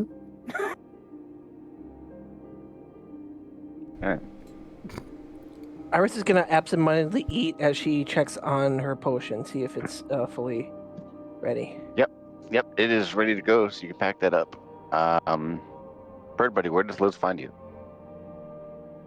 Everybody is by X. Like, Okay. underneath X. If at all possible. Like, X knows what's up. Mhm. And and I'm assuming just letting me be there. But Yeah, the Liz on the approach, Axe is 1,000% staring daggers at 6. And When she is a gets little extra closer- fluffy. When she gets closer, Liz says, "Me too, bud."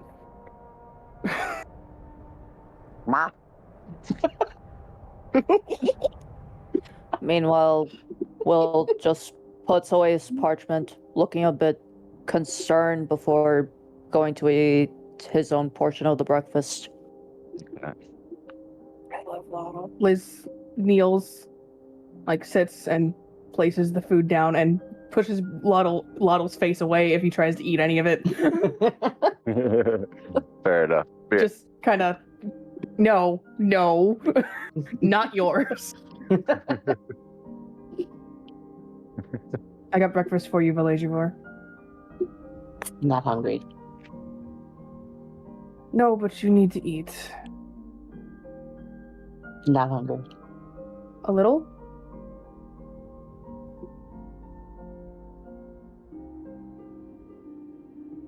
Does Liz need to roll persuasion for this? No, if you don't want to eat, you don't want to eat. Okay. Am I rolling persuasion, or are you just gonna... Baby's just gonna Not. eat. Liz sits there. She eats her own a little bit.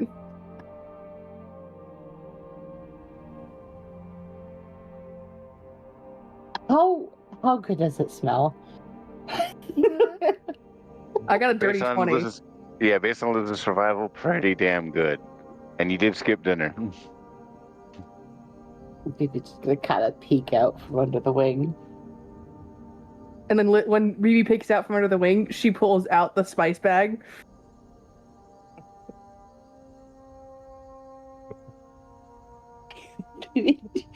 Phoebe does like the narrowing of the eyes look that birds sometimes do.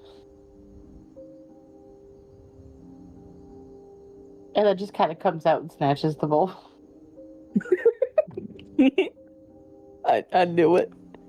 Liz holds I knew out they were the gonna spice snatch bag.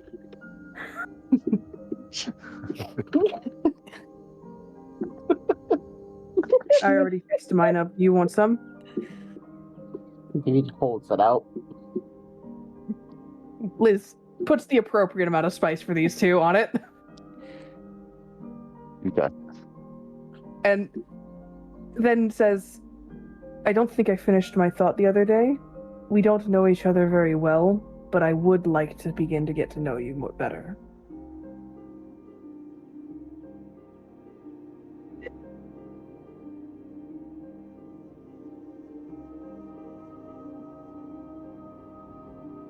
Why?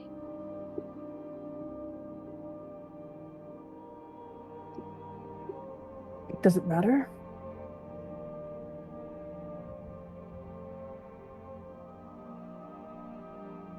Other than I see you as a friend and want to continue to do so? Do you? Do you want to continue to get to know me?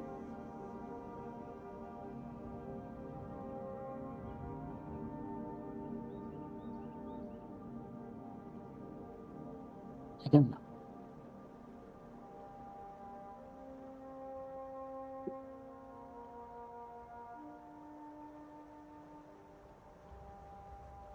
To be honest, I don't know what I'm doing. I don't have many friends, and the few that I did have was more circumstance than anything. More their effort than my own. So, first time for everything, right? If no one knows you exist, you don't. Do you want to exist? I don't know. Well, I like the person that I've gotten to know so far.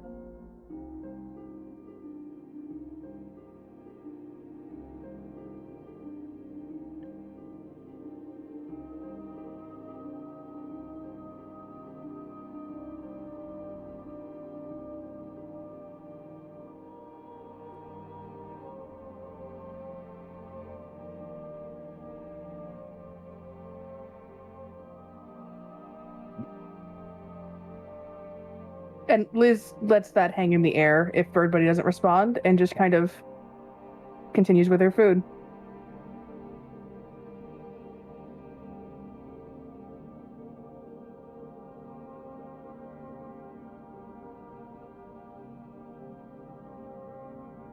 Phoebe doesn't really have much else to say. Okay.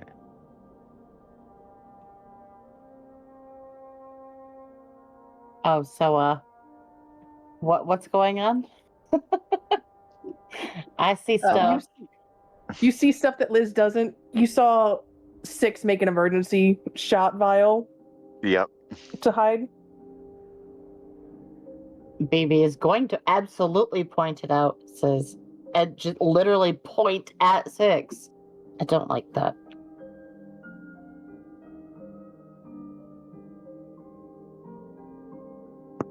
Not gonna say what. Liz just kind of sighs and goes, I'm doing my best.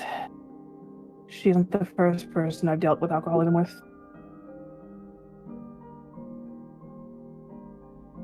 She's a bit more violent than Della was, though. So.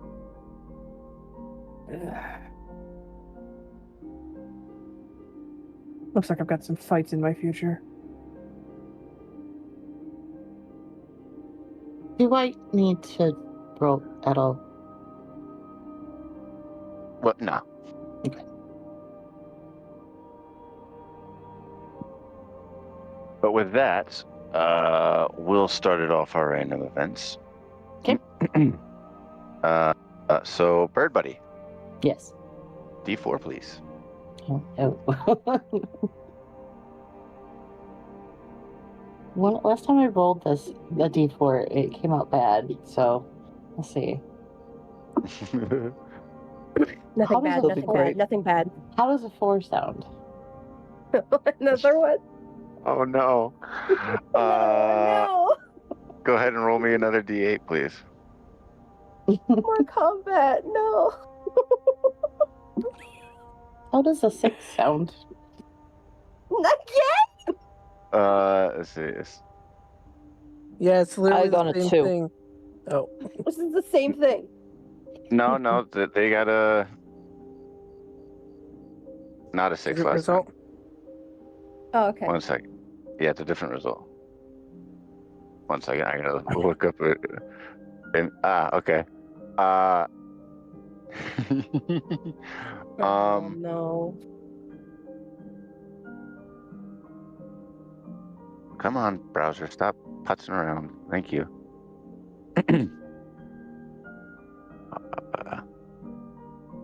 Okay. So about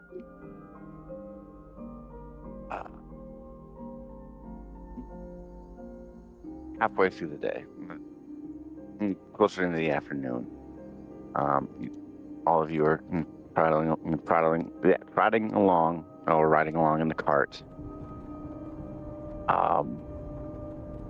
Will and Six with you at the front, even with your passive perceptions, as the plains as the road gives way to a little bit more woodland, before opening up to the plains again further down the road, you see what looks like,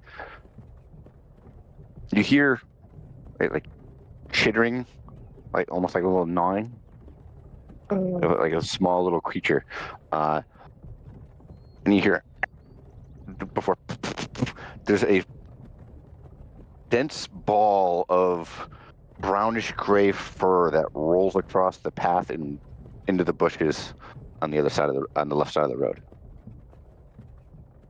And you see what looks to be a creature kind of collecting itself.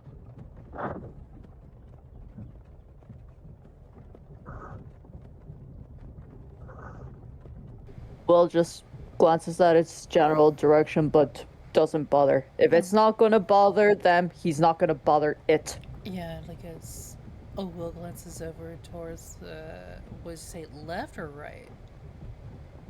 It came from the right to the left. To the left. So it's on the left side of the road, To the left, to the left. I do the same thing.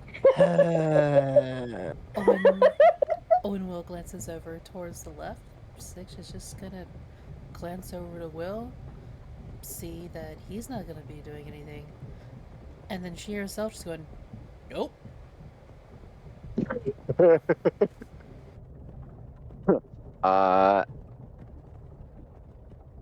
And everybody in the car would hear a little bit more chittering.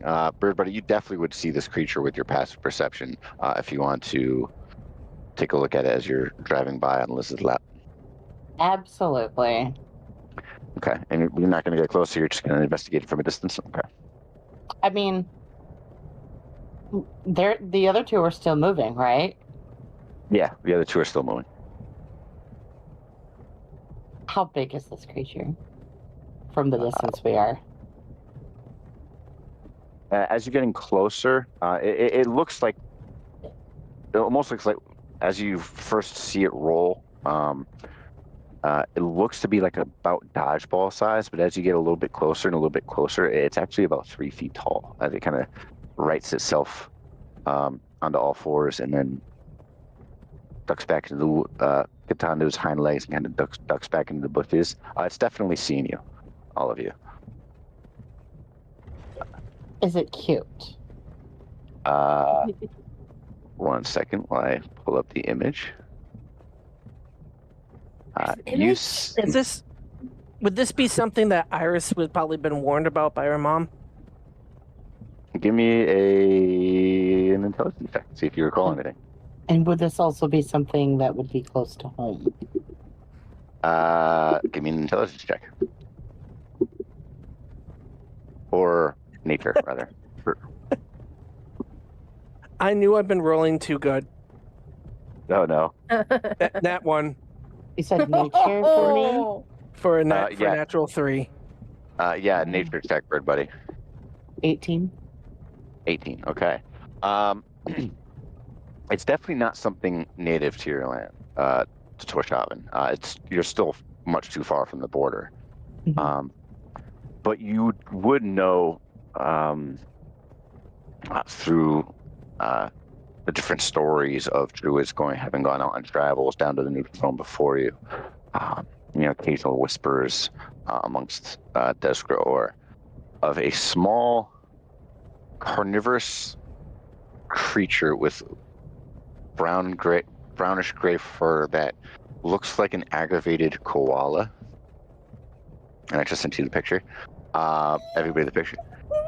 They are carnivorous, but they will leave you alone if you don't get too close. You would know this creature to be a Zorbo. And Iris is like, "Oh, that is just adorable." It is kind of adorable. Like in the way that a chihuahua is adorable. So ugly, Yeah, it's cute. Yeah, it's like a koala and a chihuahua had a baby. The cute aggression is so real right now. I just want to squish it. Baby is like cute, but will eat you. Really? Liz zoned out on driving the cart. Huh? Baby points back to the woods. Most things are cute, but will eat you. Some of them in the fun ways. BP nods. Agreed. It's cute. I wonder if Mom brought their meat home. You ate that thing? I don't know. Angel, real quick, Skull wants to see the image if you wanted to pull that up onto the stream.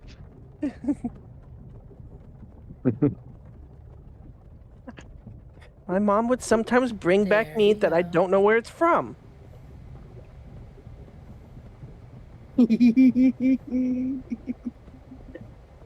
That.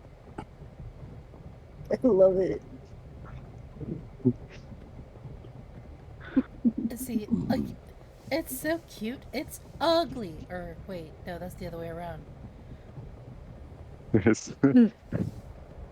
Yeah, it's a little chihuahua koala.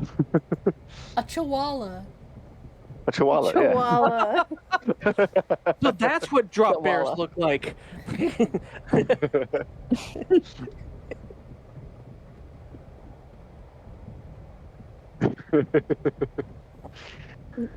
Now I just want to push you one just to cuddle it. They probably have them, or they can probably make them. But with that, as you all meander past, all of you just kind of admiring the cute little thing. Its chitters become like a mildly more aggressive, and it's adorable. Bird Buddy, you would pick up in your passive perception that there's about 7 others that are also looking at all of you. Baby is going to like actively move the cart away, but still going down. Animal handling.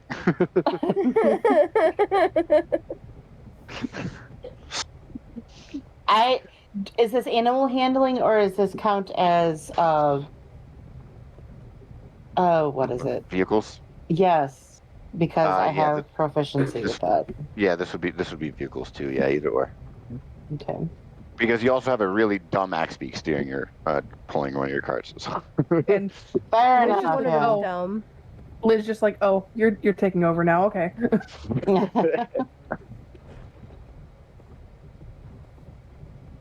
BB gets frustrated and hands Liz the reins. Oh, no. Animal handling. Animal handling. All right, animal handling. Let's see. With advantage, Iris will help. Oh, thank God. The advantage is appreciated because that's a dirty 20 instead of a 5. Oh my God. Iris is like, no, not like that. The other way, you're about to go in the ditch. Yeah, as you're Wait. as you're beginning to steer, you can see as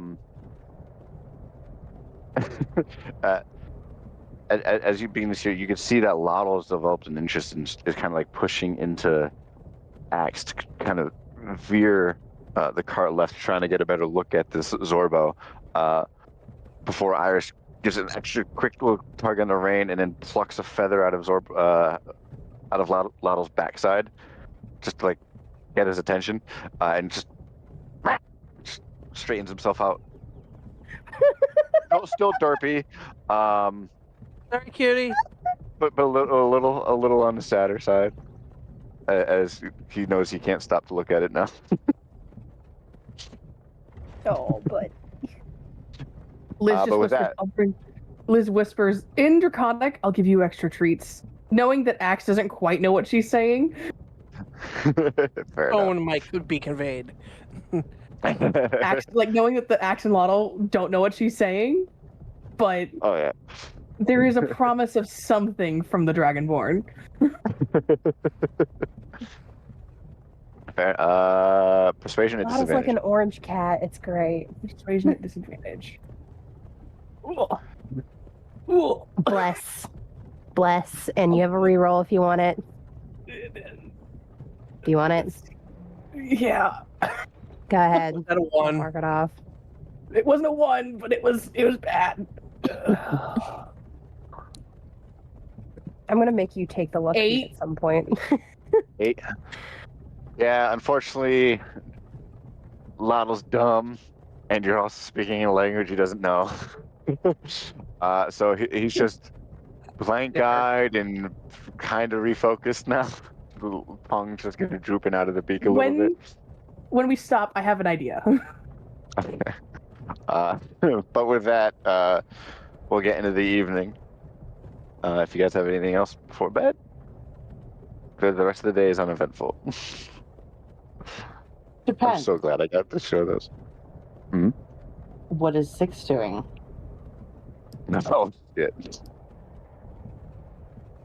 What you doing, 6? Nothing. I don't have my bottle. You gave it back to Liz? Oh, how else was Liz gonna enforce the whole, like, no more throughout the day except what you put in your coffee? If she gave it back to Liz willingly, that's...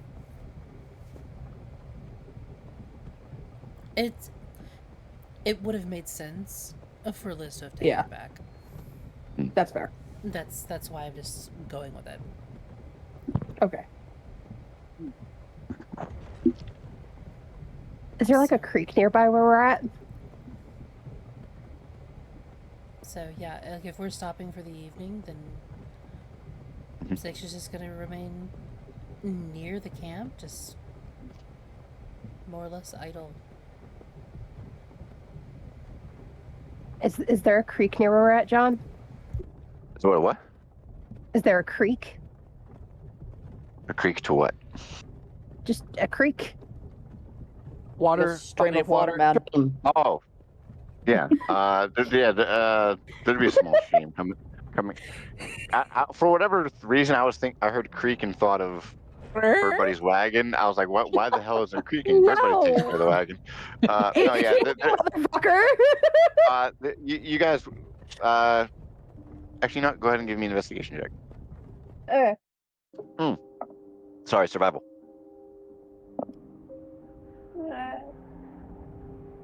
Oh, not great. It's okay, but not great. 13. No creek this time.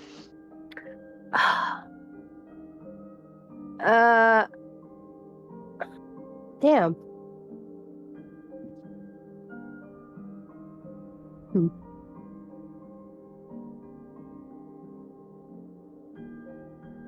Ruby's gonna walk up to 6.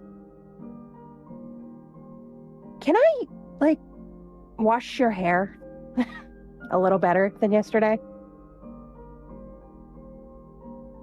It's like she's just gonna stare at her. And slow blink. Puppy dog eyes.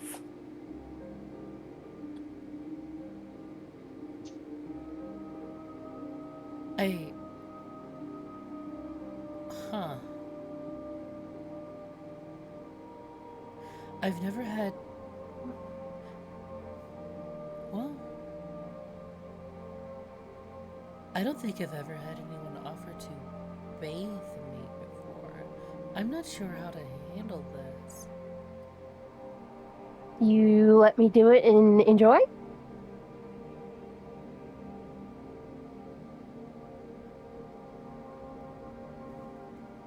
Okay, so did you find some water for us to bathe in, or what else? As soon as she used my canteen. What's the a canteen? That's your logistics? It lasts a lot You don't longer than you think.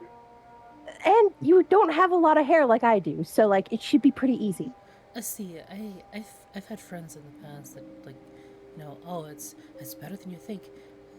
A group of friends of mine, at one point, they tried to... I went over to visit them, and they handed me this blanket. They called it the wanket. Well, I've got a pretty big canteen, so... And I can always refill it. It's fine. From what? Next river or creek we find. Please let me wash your hair.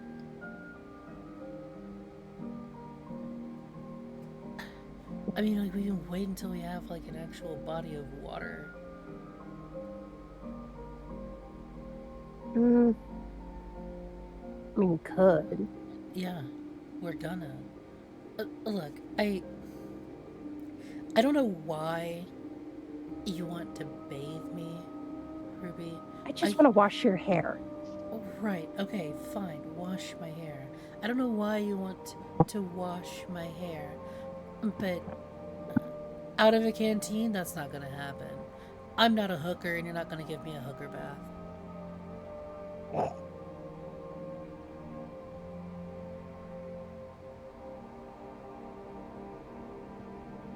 Fair.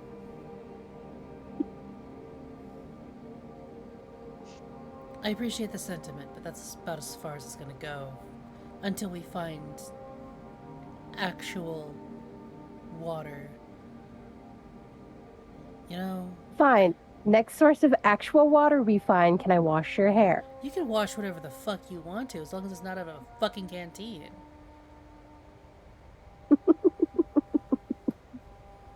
Alright.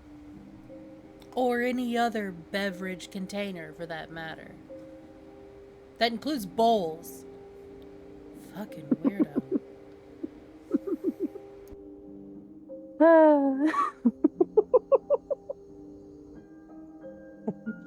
We all am hearing this, right?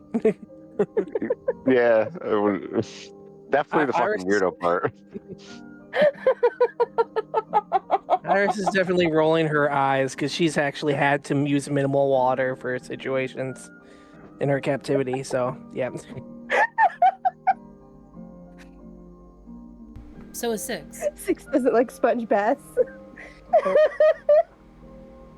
Yeah, no, like, this is like a direct link to prison. She's not washing herself out of a fucking canteen. Or the toilet. Or the toilet, yeah. Anyway, I interrupted you, Will. I will say that Will is actually practicing something. Like, like, yeah, he's, practicing with his daggers, but, like, it ends with him, like, sticking his hand out in the air, like, he's, smacking someone in the face with his palm. And he's just practicing doing that, like, as a surprise attack.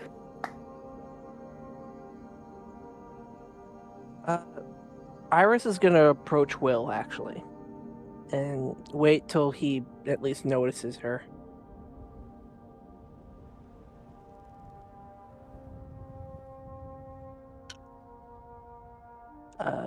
Will?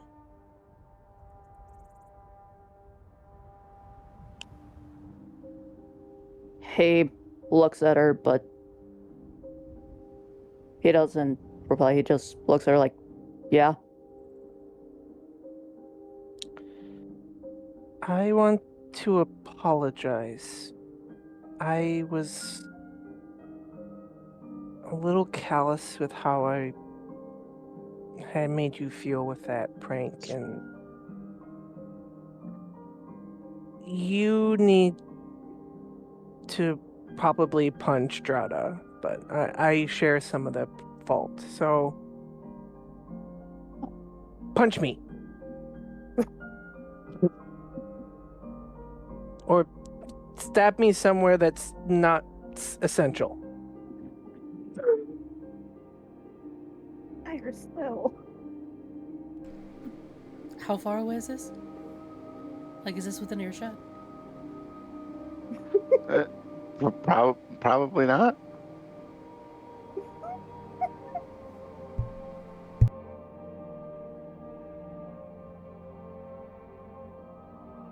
BB can see it. BB sees all. That's assumed. And he hears all. He doesn't say anything, but then suddenly palms her in the face. Aw. She's not going to fight it. She's going to just take the damage. Will Whatever roll a damage D4. that comes. Yeah. Roll what? Roll a D4 Okay. and add your add your strength. Hang on. Sorry, what? Will is palming Iris' face. Is Not like that. Not like that. Not like that. Hang on. Is Will proficient in hand-to-hand combat? No. So it's 1 plus strength modifier. Oh, okay. No, yeah, it is one. Yeah, sorry, that is 1 plus strength. So, what's the total? Sorry. 3. Yeah, Iris. You get a little jolt to your vision. Will kind of catches your nose fairly well with it, but you shrug it off a second later. I kind of deserve more than that.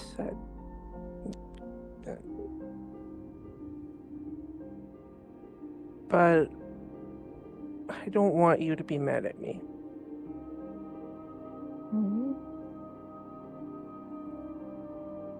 So I'm sorry.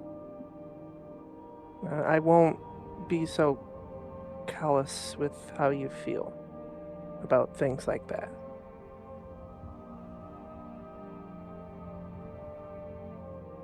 I'll consider it even this time.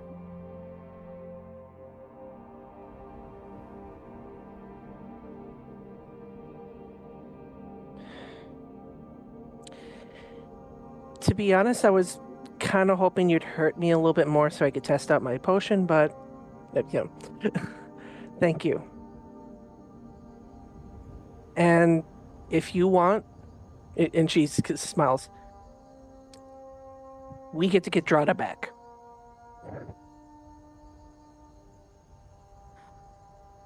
Well, I mean, a shocking grass to the back was enough I was able to do before we left. But I'll think of something until we get back. Okay. And she walks up and gives him a little rub on the arm, just to know that he probably doesn't want her anywhere near her, and then walks off. Just Metacrow, Caw, You do have someone that can damage you more. It's not a good idea. Right Liz is now. already monopolizing your time. Liz wants you to fight her. Oh. Hey, Iris. Now I'm in double probation. He then sticks out his hand. Truce.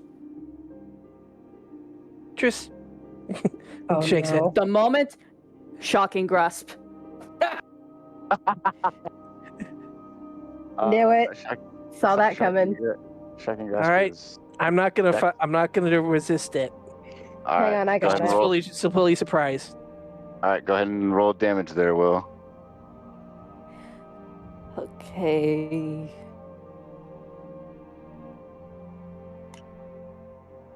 That is. Oh, sorry.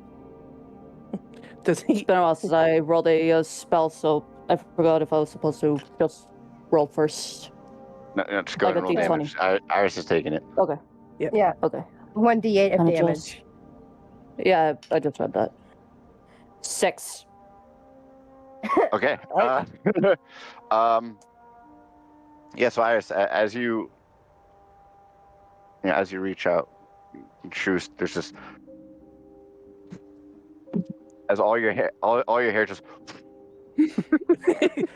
Tail is puffy. yeah, extra floofy tail. And he just says, better. Yeah.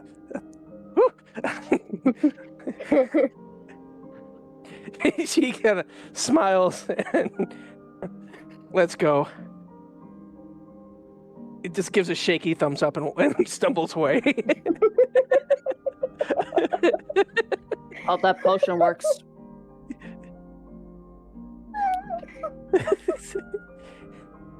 Yeah, because she's not going to give it to anyone else unless she knows it's safe. So she's going to take the potion, make sure that it's safe. No, that's fair enough. Go ahead and are you consuming it? Yep. Go ahead and heal. All right, so that's a 1d4 plus... 2d4 plus 2. Right. Standard potion. Oh, 6 back, so... That damn number. We're never going to escape it. Almost back to full, but that's fine. Yeah. It tastes really sweet, and while it kind of takes a moment, it's fine.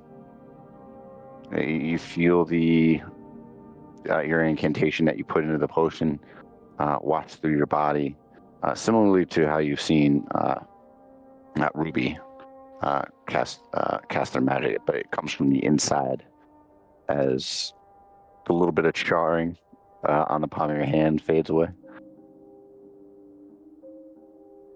She looks at her hand, looks at the vial, and just goes, "Fuck yeah!" And then goes right to we're making a new potion. All right, go ahead and roll that and send it to me. Send it in no mic. Oh my god. Just fuck yeah.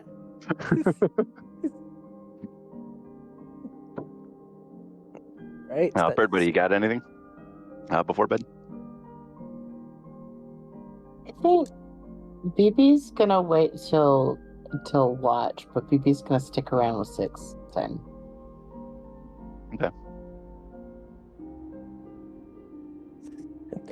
Wow, she was really amped. That was intelligence again, or is that would be wisdom or? Intelligence. Although I think you have proficiency in alchemical supplies, don't you? Yes. So. Yeah. So it'd actually be that. Yeah. Yeah. All right, then that's going to be with Bless the cat. proficiency. Bless the cat.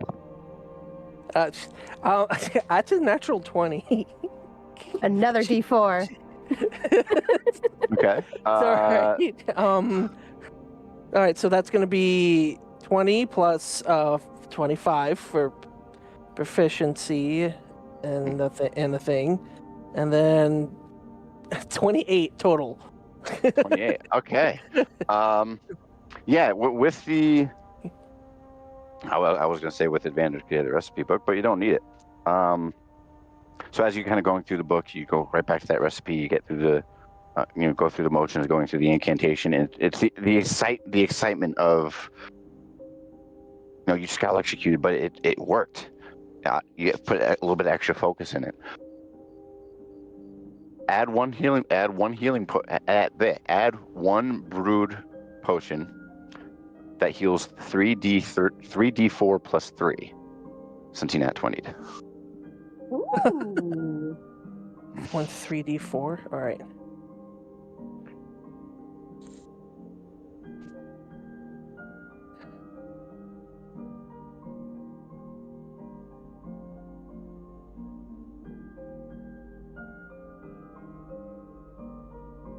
That's better than a regular healing potion.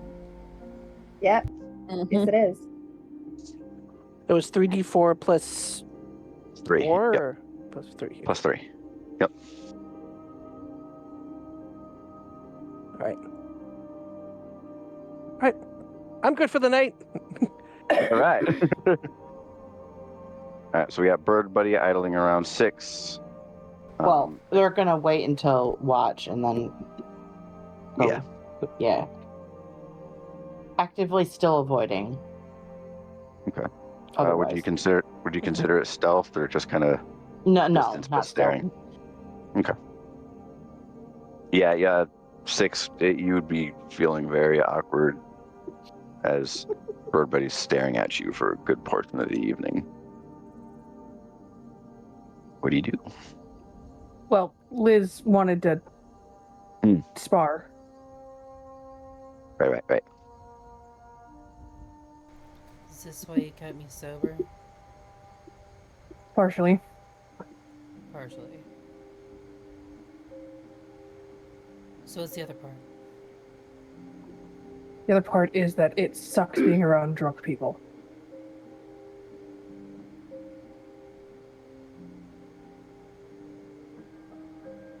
I did enough back home.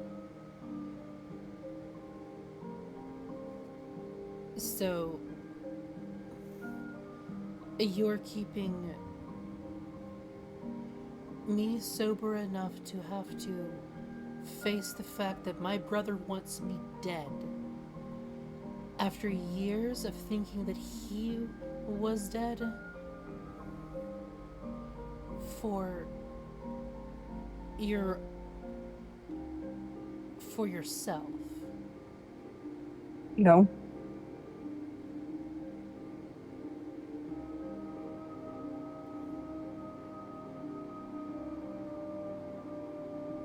No. Not for me. I mean, Do you think running from it will do anything?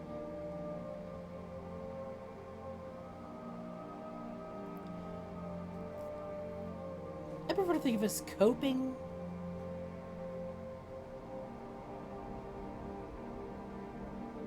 Numbing yourself to the point where you can't feel anything is coping. Yeah.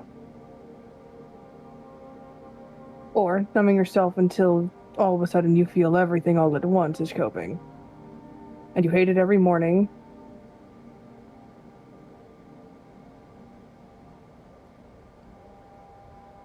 Well, I've already watched one friend throw their life down the drain like this.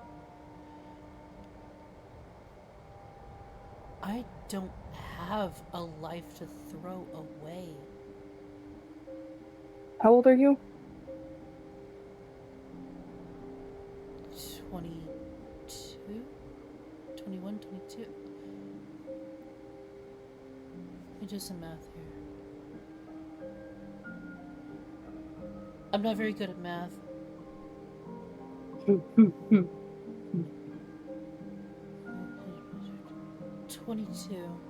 Going on 23. Humans live to be about 100 years old. If you don't get yourself killed before then, you've got another, 70-something years? I have yet to meet a human that's actually lived to be 100. Okay. Then you've got 60 years? 50? It's more than you've been alive. You've got an entire life ahead of you to figure out what you want. Outside of what you've already lost.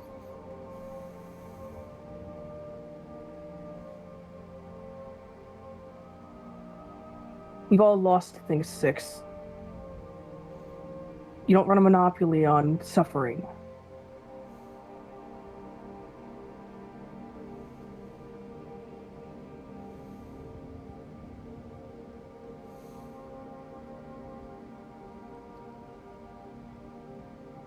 I never thought he did.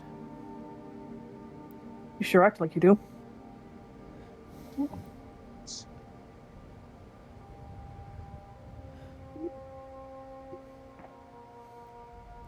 Now, do you want to get out some of your anger?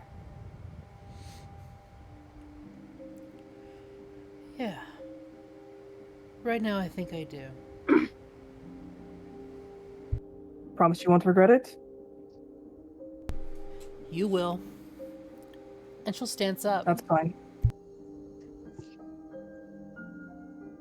Liz is taking more of a... She's watching approach, more of a watch approach. She's not going to actually fight Six. She is just going to take it for now. Pringle knows what I'm doing. Yep. So go ahead and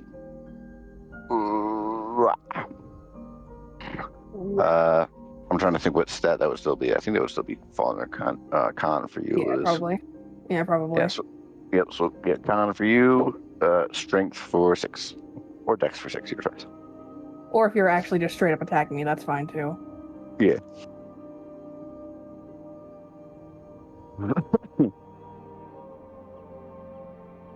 Hey, John.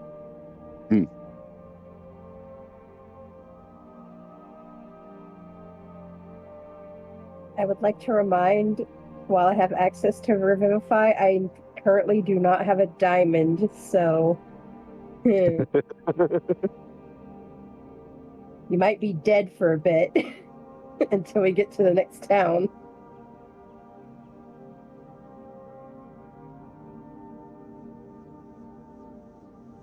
Six, what you get for It is a full barrage of attacks. Okay. So that's a 25, 24, 13, and 10 as diminishing returns start to come in. 13 and 10 don't hit. So 6, as you stance up, you throw a couple punches, you get a good couple shots. Liz steps back. On your third one, you throw a punch, and Liz brushes it off to the side.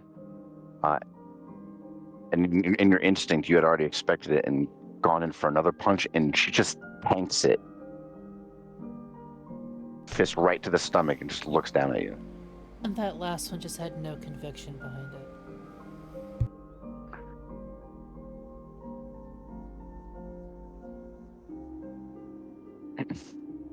Liz asks, again?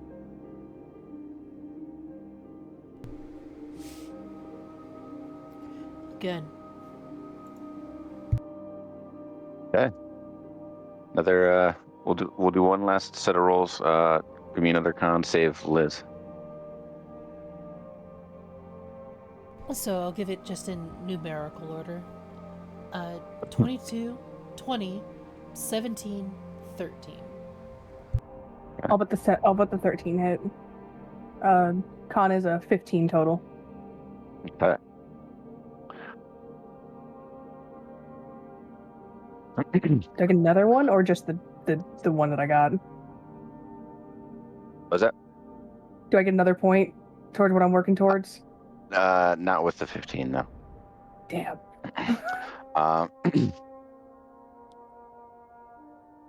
Six, you come into a couple more punches. You feel yourself getting the ground, gaining ground as Liz is stepping back. And with a deft quickness, she actually brushes it off, sidesteps, and grabs your wrist on that last punch. And I pull her into a hug. Like an actual hug, not just a grapple. Just dead weight.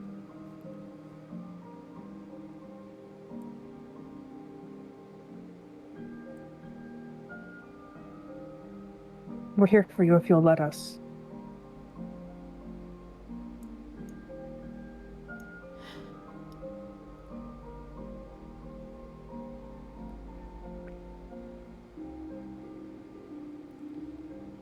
I keep just my head keeps getting flooded with every memory over and over.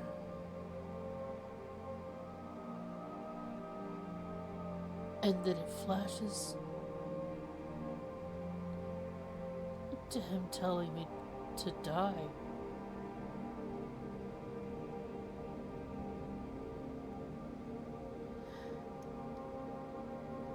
I know. No one's hit me that hard before. And he didn't even touch me.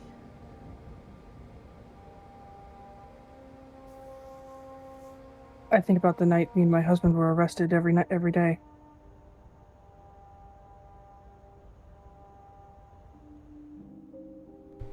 Fucking bards, man.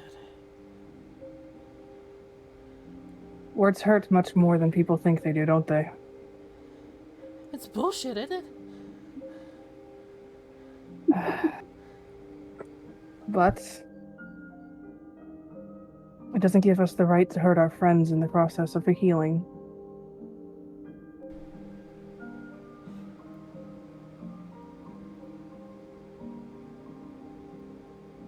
Do you consider us friends?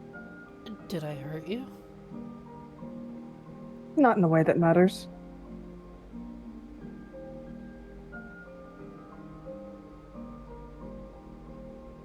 I'm trying to remember if I did.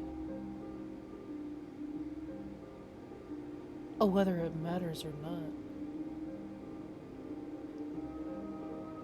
And that is why I want you to stop drinking.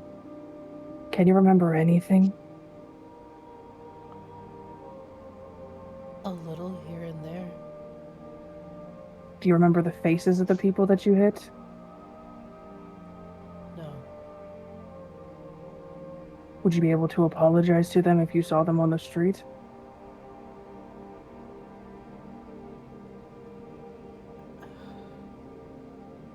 Not if they didn't say anything. Della was like you, but also not. Instead of punching people while she was drunk, she bedded them. Lots of them.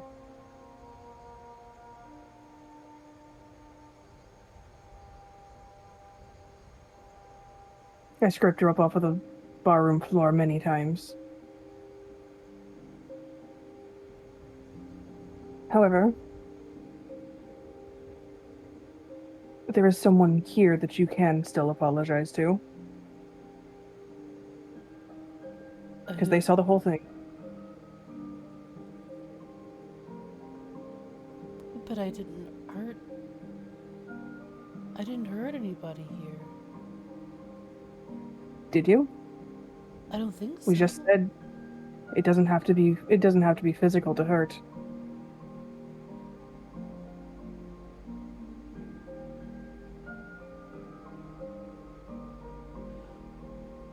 I don't even know what I did.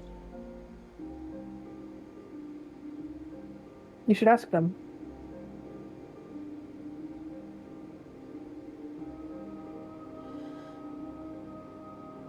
And Liz looks over to Bird Buddy, where Bird Buddy has been watching them the whole time.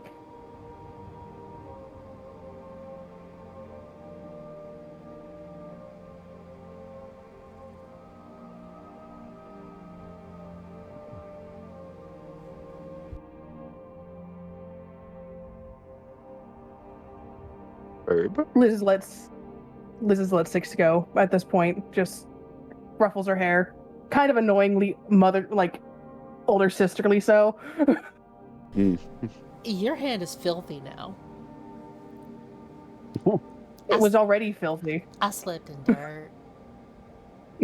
Guess what? Liz don't give a shit. You saw how she took care of herself for an entire year. Smelled it too. But, Six will kind of, sheepishly waddle over. Also, you never told me how much damage I took, but I'm sure that I'm Al. It's gonna be, it's gonna be sore. Yeah.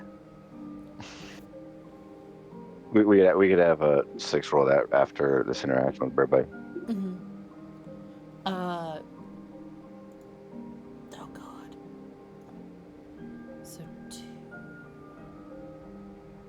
5 total hits. Okay. I'm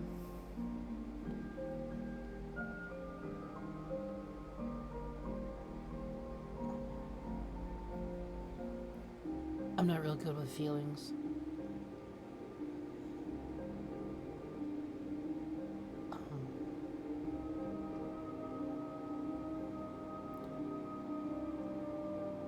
But I can tell you're mad at me.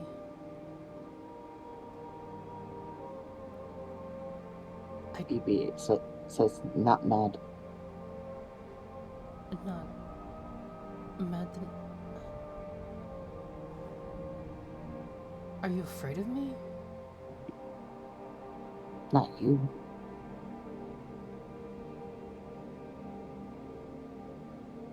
I'm just gonna glance back at Liz.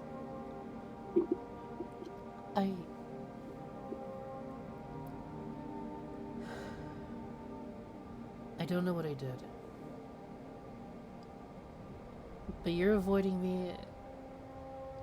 You probably have every right to. But if I don't know what I did wrong, I can't fix it.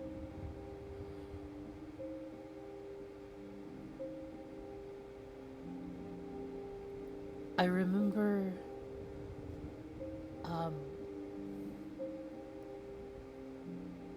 us, carving, and I remember showing, I think it was you? It might have been Ruby. The letters that I wrote for my family.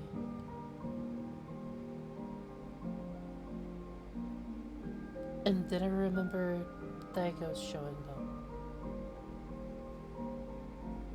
Things get really blurry after that.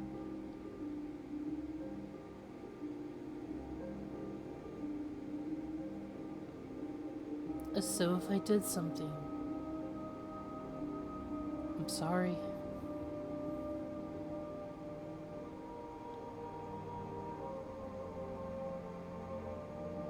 This drink can give you peace.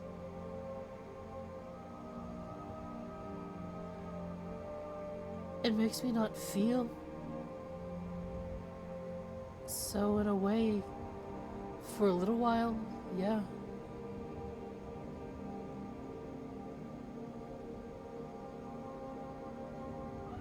I don't have to hurt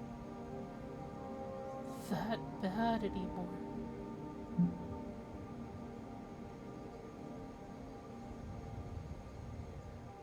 At least I don't You're never gonna remember. heal in the very place that makes you sick.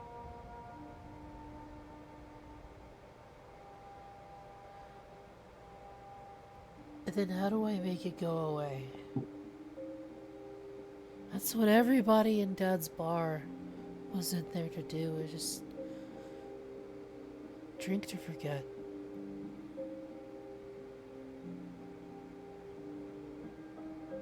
It's kind of what I grew up with. So, I mean, that's what I was exposed to, and I never exactly had the chance to learn any other coping mechanisms.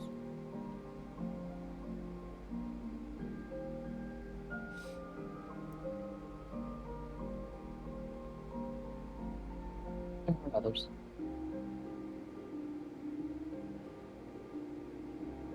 Yeah, probably. But I don't know them. So I went to what I know. I'm not saying it was a great choice, but I was kind of desperate.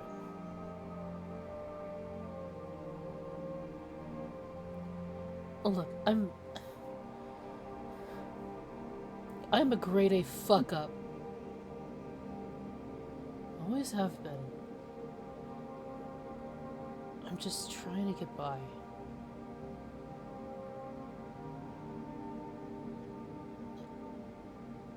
Everything is Sometimes... conceived in darkness, Six. What's conceived in darkness? Sorry? Everyone. We all live in shadows.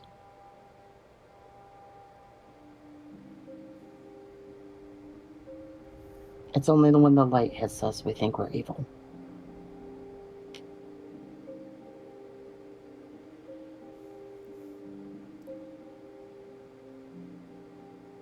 Yeah, everyone's conceived in darkness, but humans are born through blood and pain, brought into this world kicking and screaming.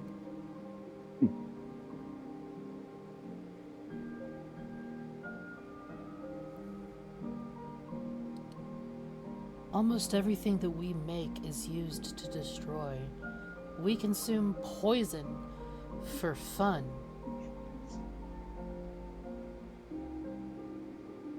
I don't know how it is with...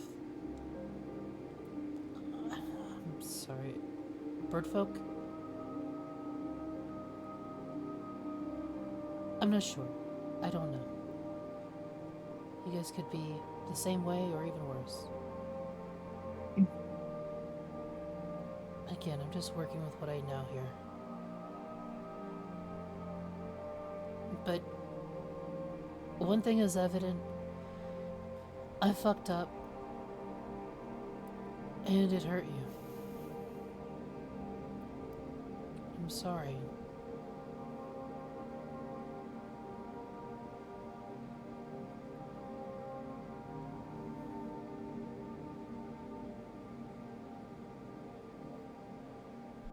I know.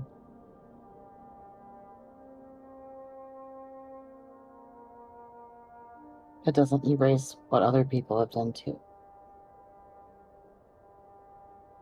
You just gotta keep moving.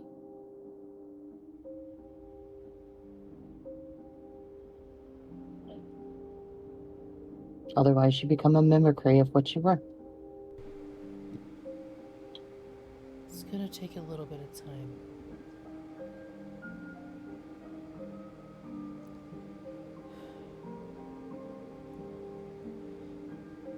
Look, I'll try, okay?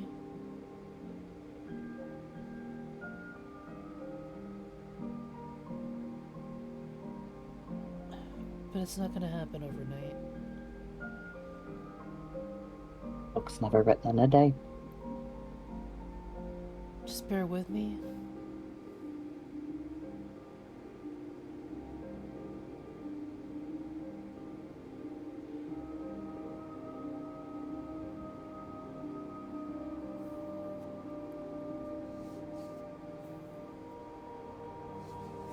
Maybe just gonna go over and give Six a hug. I'm gonna lean into it. Like, it's a good thing this bird is strong. Because, Crunch. like, my skull's not the only thing that's dense. The rest of me is too. Love it.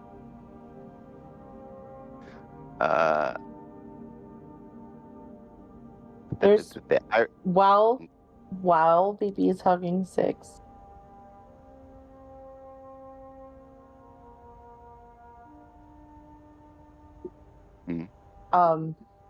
BB's gonna say that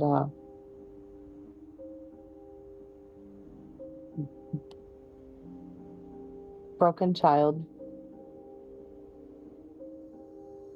who's broken child in chains. Whose story are you telling?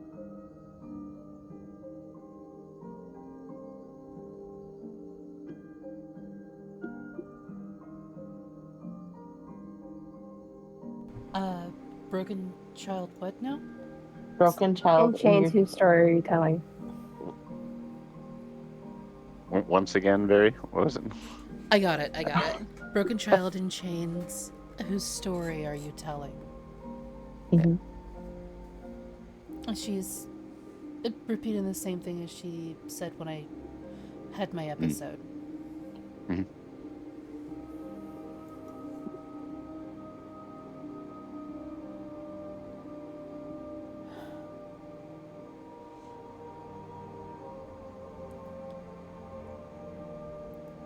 Every story's got its crappy bits.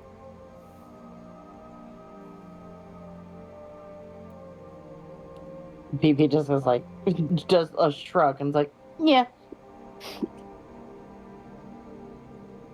This is just a crappy bit.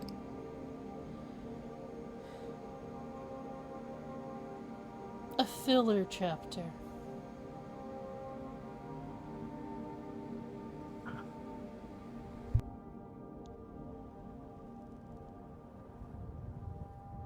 Okay. Sorry. Go ahead. You're good. Sorry. Yeah, you're good.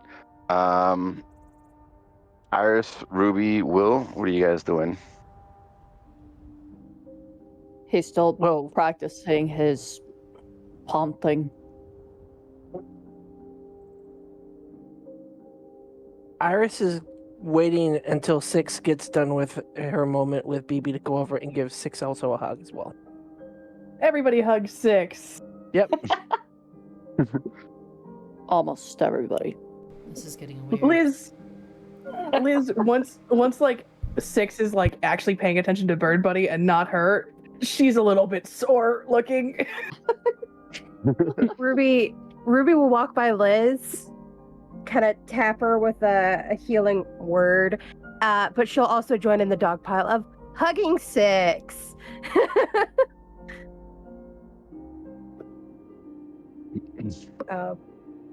Okay, so quick thing.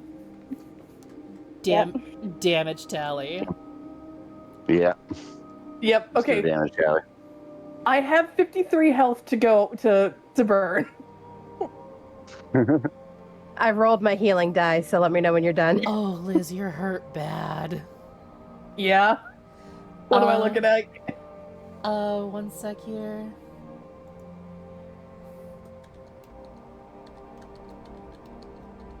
Definitely dropping to a knee in.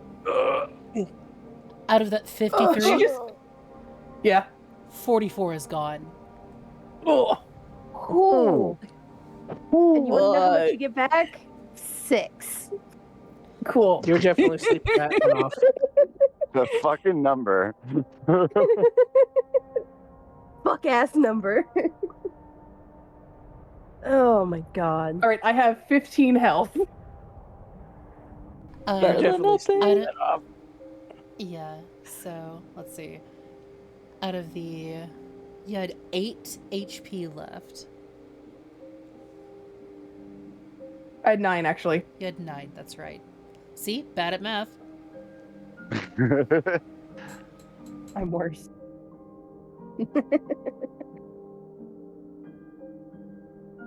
But yeah, Liz saved face up until like Six was really busy talking to Bird Buddy, and then she's sitting down hard at the fire. Oh yeah. Oh yeah. Like even with the like nice little healing pat from Ruby. Ugh. And then the moment from earlier where she was strong for Six kind of fades. And if anyone's near the fire, they just hear her whisper to herself again, weak then, weak now.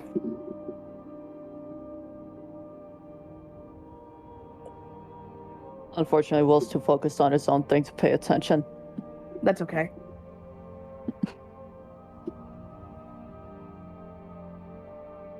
And I'm gonna stare in the fire. Okay. So Alice is just like busy thinking on her life choices that led her to the point of getting her ass beat by a drunk. It's just gonna sit like opposite her. You look like shit. It seems to be a running quote for this group. Yeah. Yes, it is. Liz doesn't react.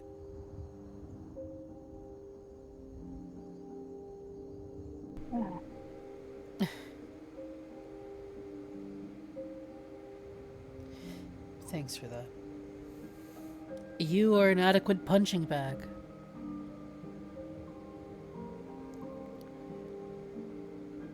In honor of your noble sacrifice, once we get back into the nearest town, I will be commissioning a gator skin body bag.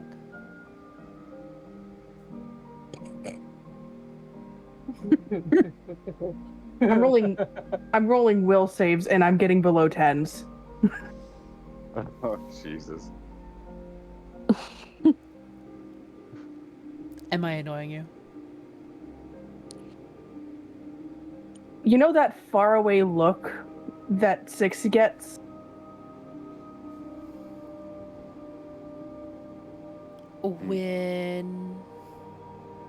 When she's staring into the fire for too long? Mm. It's almost like Liz has retreated into herself.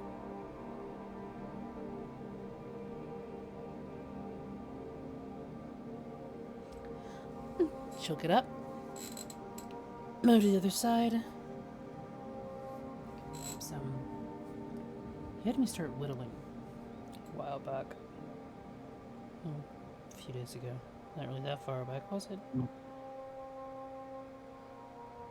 And she'll like take a second to just kind of like a squint. Yeah, that was a few days ago. Anywho. And she'll go into her bag. I never got to show you the work in progress. And she'll pull out the rabbit that's mid-bound. Here's what I got so far. What do you think?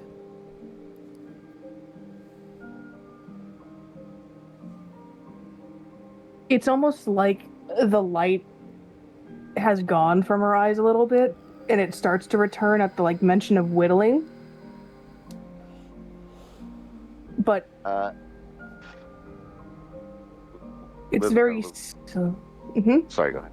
I'll say with that little light flickering back and catching the hitting whittling and checking out the rabbit. Based on the standards you've seen and what you're trying to strive for, it's ugly. It's ugly, but the heart is there. Oh yeah, yeah. No, this is definitely like, you know, baby's first whittling job, but like it's there. You can. I guess it's a work in progress. Yeah, yeah.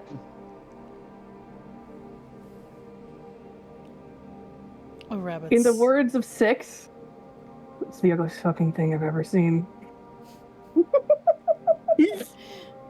Yeah, it's hideous. And the delivery is flat, but you can tell she's trying. The 3 will saves that I've rolled have been an 8, a 9, and a 10. Mm. You told me something like, you know, just find your happy place or something like that. I don't know, it was something gay. But yeah, I gave it a shot. Mine went to my sister. Rabbits were her favorite animal.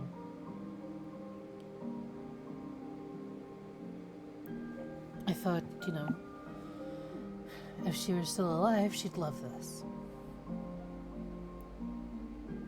So I figured I'd give it a shot.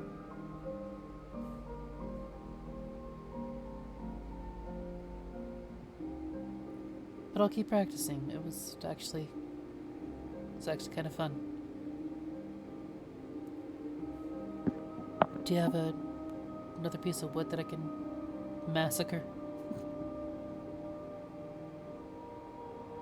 Liz just slowly picks one up from the pile. The light's fading again. While Liz is stuck in her own head for some reason. It's hard to tell why. Oh yeah, no, she knows. Yeah, Six is well aware of what this looks like. And she is being productively annoying, though.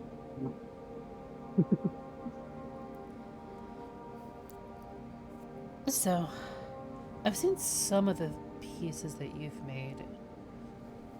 I mean, a lot of the time it just winds up as kindling, but I could use some tips. Some sort of advice. You can... And her voice has gone really quiet, and she's trying to stay present in the moment, and she's not doing great at it. But she hands Six a piece, right? And then takes her own, and she shows Six how to, like, use the tip of one of the smaller knives to actually draw guidelines. Mm-hmm. All right. And both of you go ahead and roll Dex. 6 at advantage because you're getting assistance. Liz at disadvantage because of your headspace, and we're gonna cut over to the other 3 because we gotta get close to. Fucking hell. That.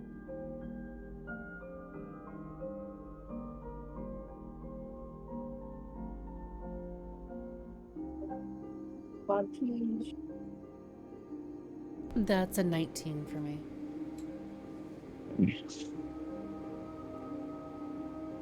I need to share this with everybody. I'm doing the dice roller right now because my desk and stuff is atrocious.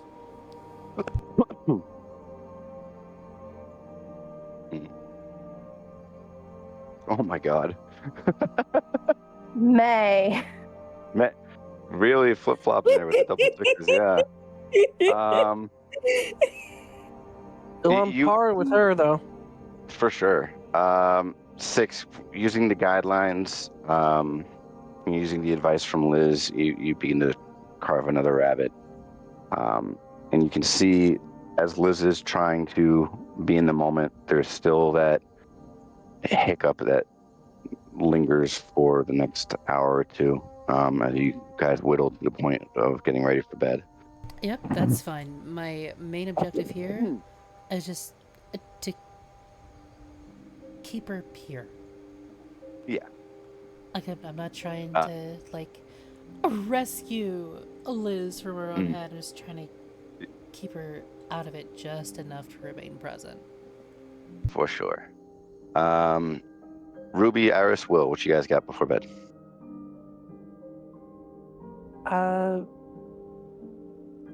I'll take last if you guys would need to do something else.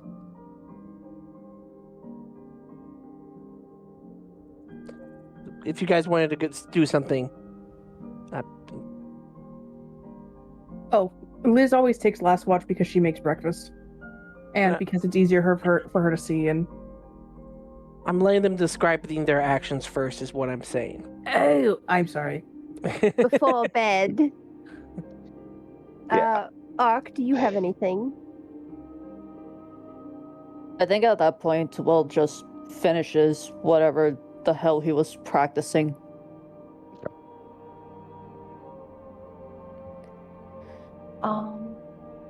And just drinks some water. All right. Maybe he's just gonna set up tent near, or their little tent thing, portable. Yeah. Near Liz's little Okay. thing. We are. If Will and Ruby don't have anything for now, we're going to go through. We're just going to go through the watches. Yeah, that's fine. Because it is getting close to that time. 1 second.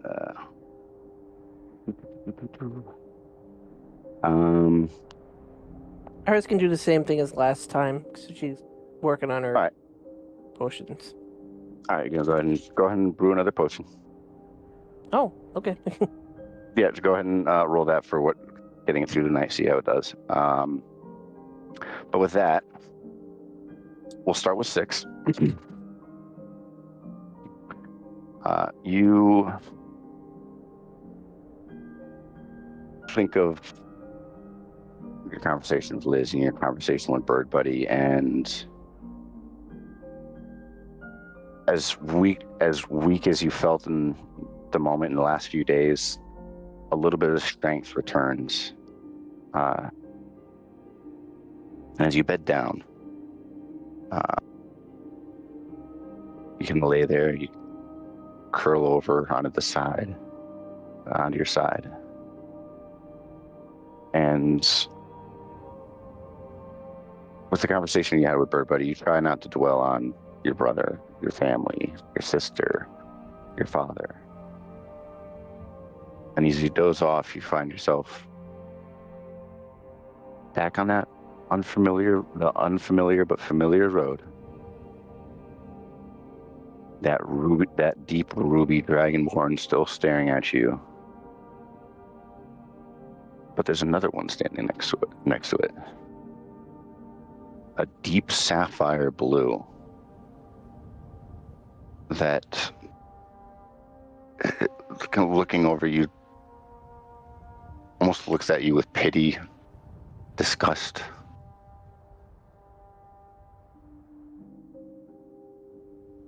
And as they're kind of idling, talking to themselves, you can hear distant combat, and you're expecting that roar. What do you do? What do you want from me? Persuasion check.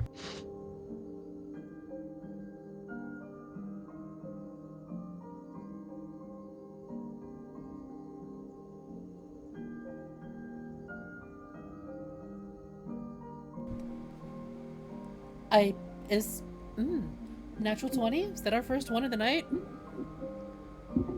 Oh, I did one. Okay. No, not the one of the night, but one for you, yeah.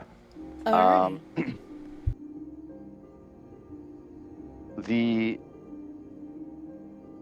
Their voices are drowned out. The sapphire dragonborn, and it has a noticeable scoff and begins to charge down the street, and you can see that dark black shadow beginning to appear from the crumbling roadway deep into the distance. Patient defense. And the ruby dragonborn begins to approach you. Another step. You still laying on the ground, your back, your body bruised, battered, unable to move. You kind of tense. As they lean down, they reach out a hand. I was gonna dart back and forth. I'll kind of like cautiously take the hand. Give me a strength check.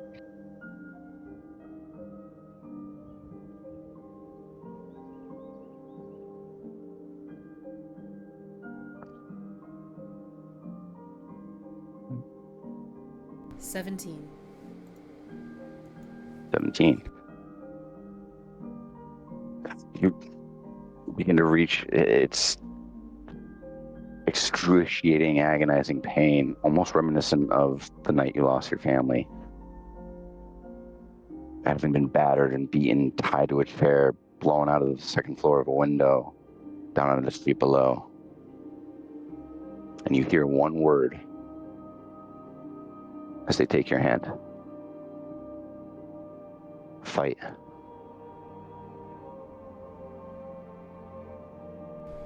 And, No, I'll grip the hand. Okay. Bird Buddy.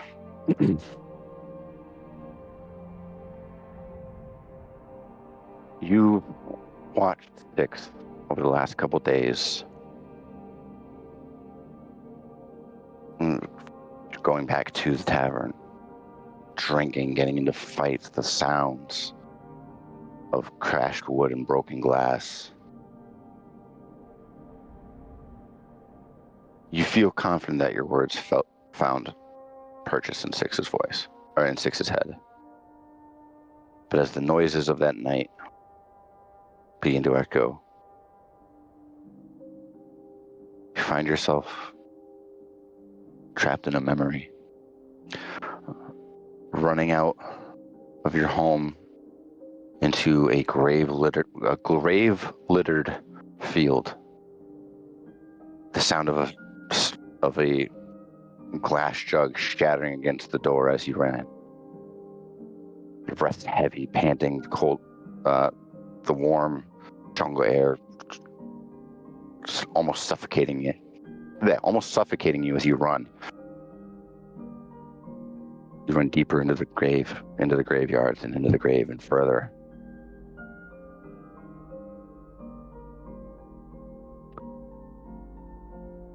And you find yourself at a gravestone. Unmarked.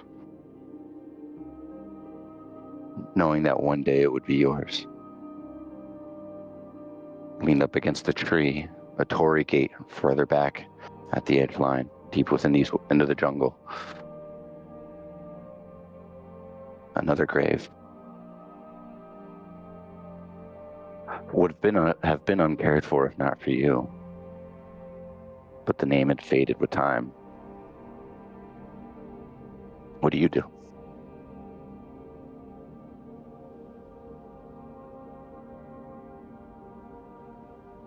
Kind of like curl up on it.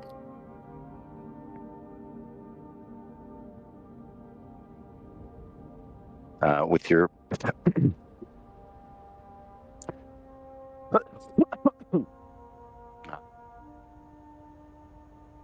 passive perception having always been observant and having to absorb your surroundings, you can still hear the echoes of your father having lost you somewhere in the jungle. The amalgamation of his mimicked voices having long faded into one over the years of life. You're nothing but a shadow. You can hear stumbling through the trees. You're nothing but a crude mimicry. I need a wisdom save from you.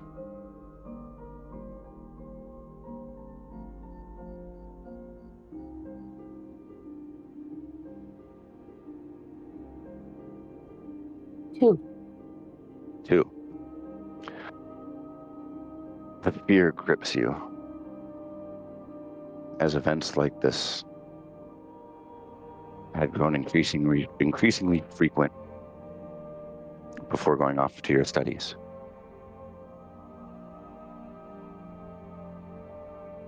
But as you curl up onto the gravestone, you feel a cold, filling but calm breeze walk over your body, not negating the fear, almost urging you to tense and be strong. One day face it. And as you look, having stepped out of the torii gate, is a white humanoid figure. Simplistic hides and cloth. From the splitting the chest from the top of the ribs down to the bottom. is a deep crimson red gash that bleeds down the front. You recognize the White Lady. And as she looks to you with a soft smile, calming, not terrifying as the rumors amongst the village had always been. And her face intensifies, looks into the woodlines towards where you can hear your father. She grows angry and vanishes. All of you wake up the next morning, and that's where we're going to cut it. Good Alright. session, guys. Woo! All Much right. said, but very fun. So, give you just a moment here. Damn, the person I was gonna rate isn't streaming anymore. All right. You know what? Oh, we haven't rated off to Kitsune in a while. So yeah, let's show our boy some love. So, Yeah. stick around. Yeah. Kitsune! So stick around, guys. We are gonna rate off to our buddy here, and I will see you guys tomorrow for Waifu Wednesday. Have a good night. Night! Night. Good night. We love you. Take care.